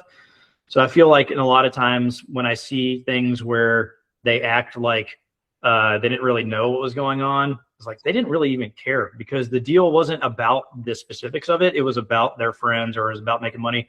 So like, when the public hearing is almost like a, you know, you talked about charade a little bit, but it's almost like a nuisance to them. So like, I can always tell like who shouldn't be there when they treat the public hearing as a chore. Like, it's like, oh God, here we go again. Like, And I got when they turn around and demand you respect them when they don't respect the dang thing you do. Yeah. I get it.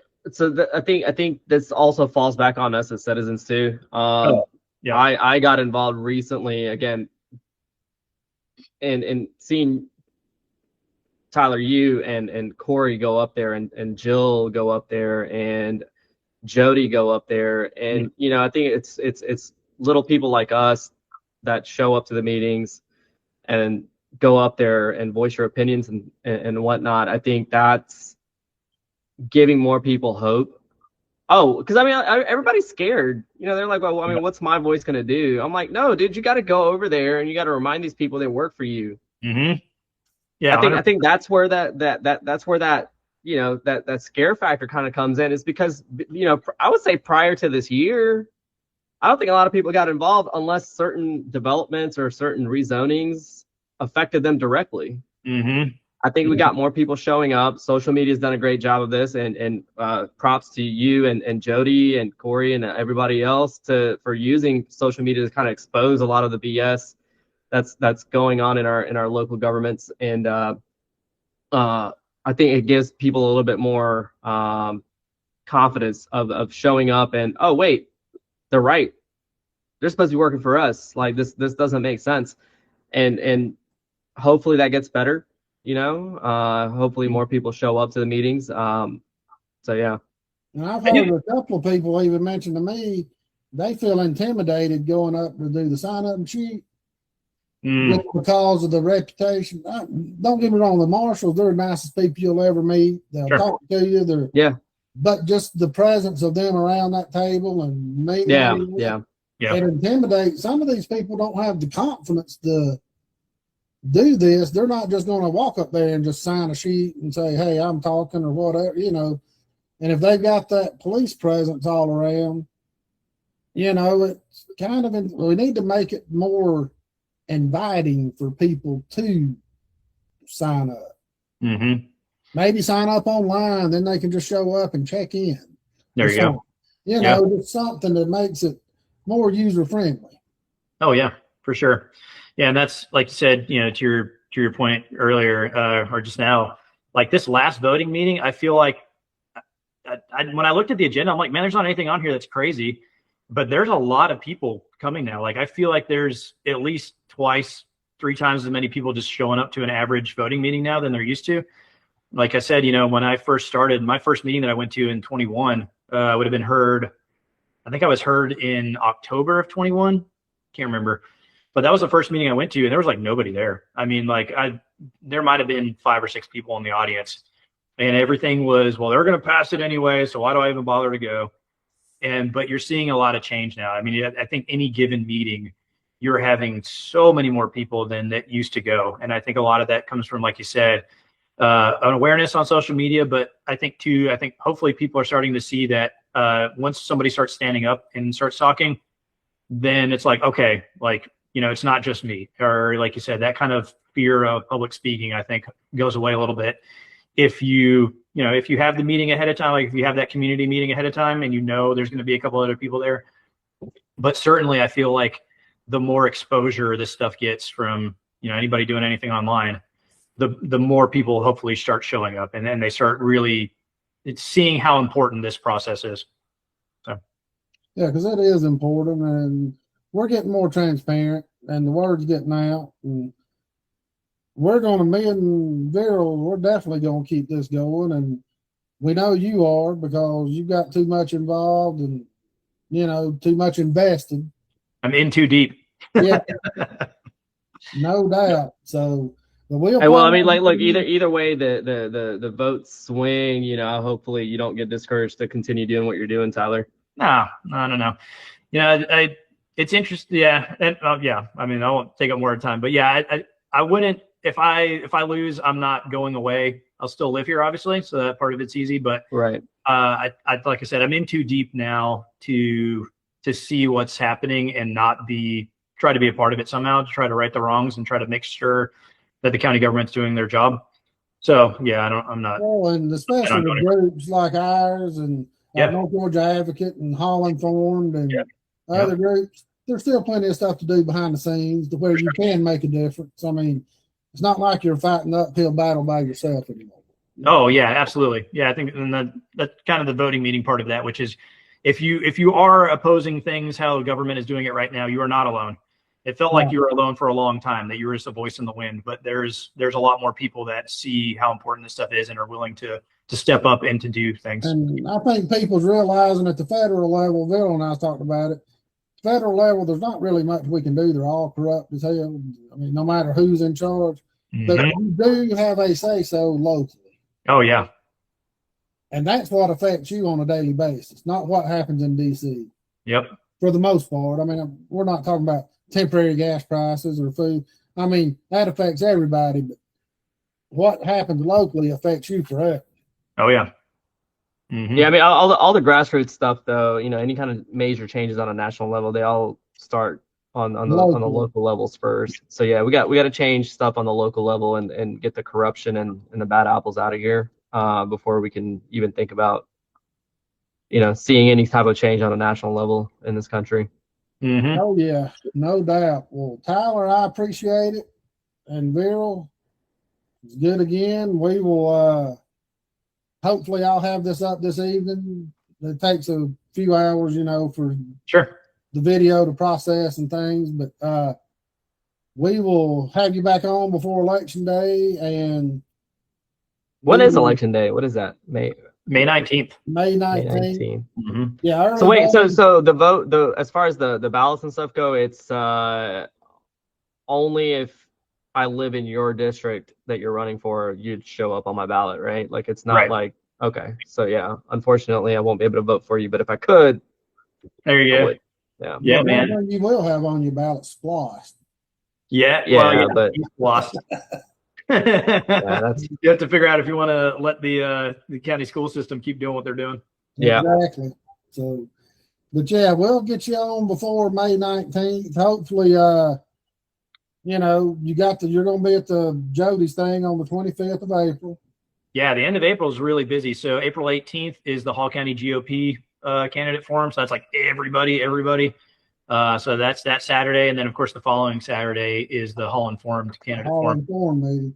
And that's going to be more of a real debate, and that's why Jody and I and Corey and everybody talked about it.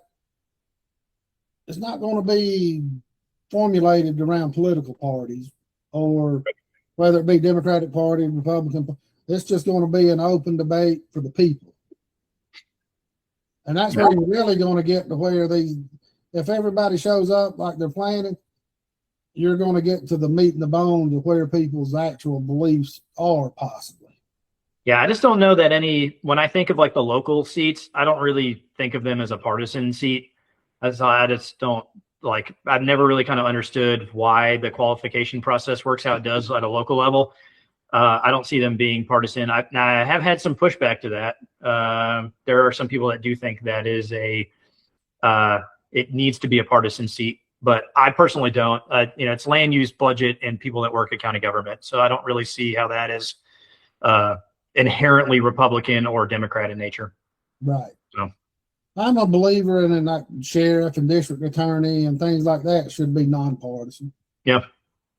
But the county commission, I don't have an issue with it either way. I don't care. I'll vote for a Democrat if he has beliefs like I do, or I'll vote Republican. It doesn't matter.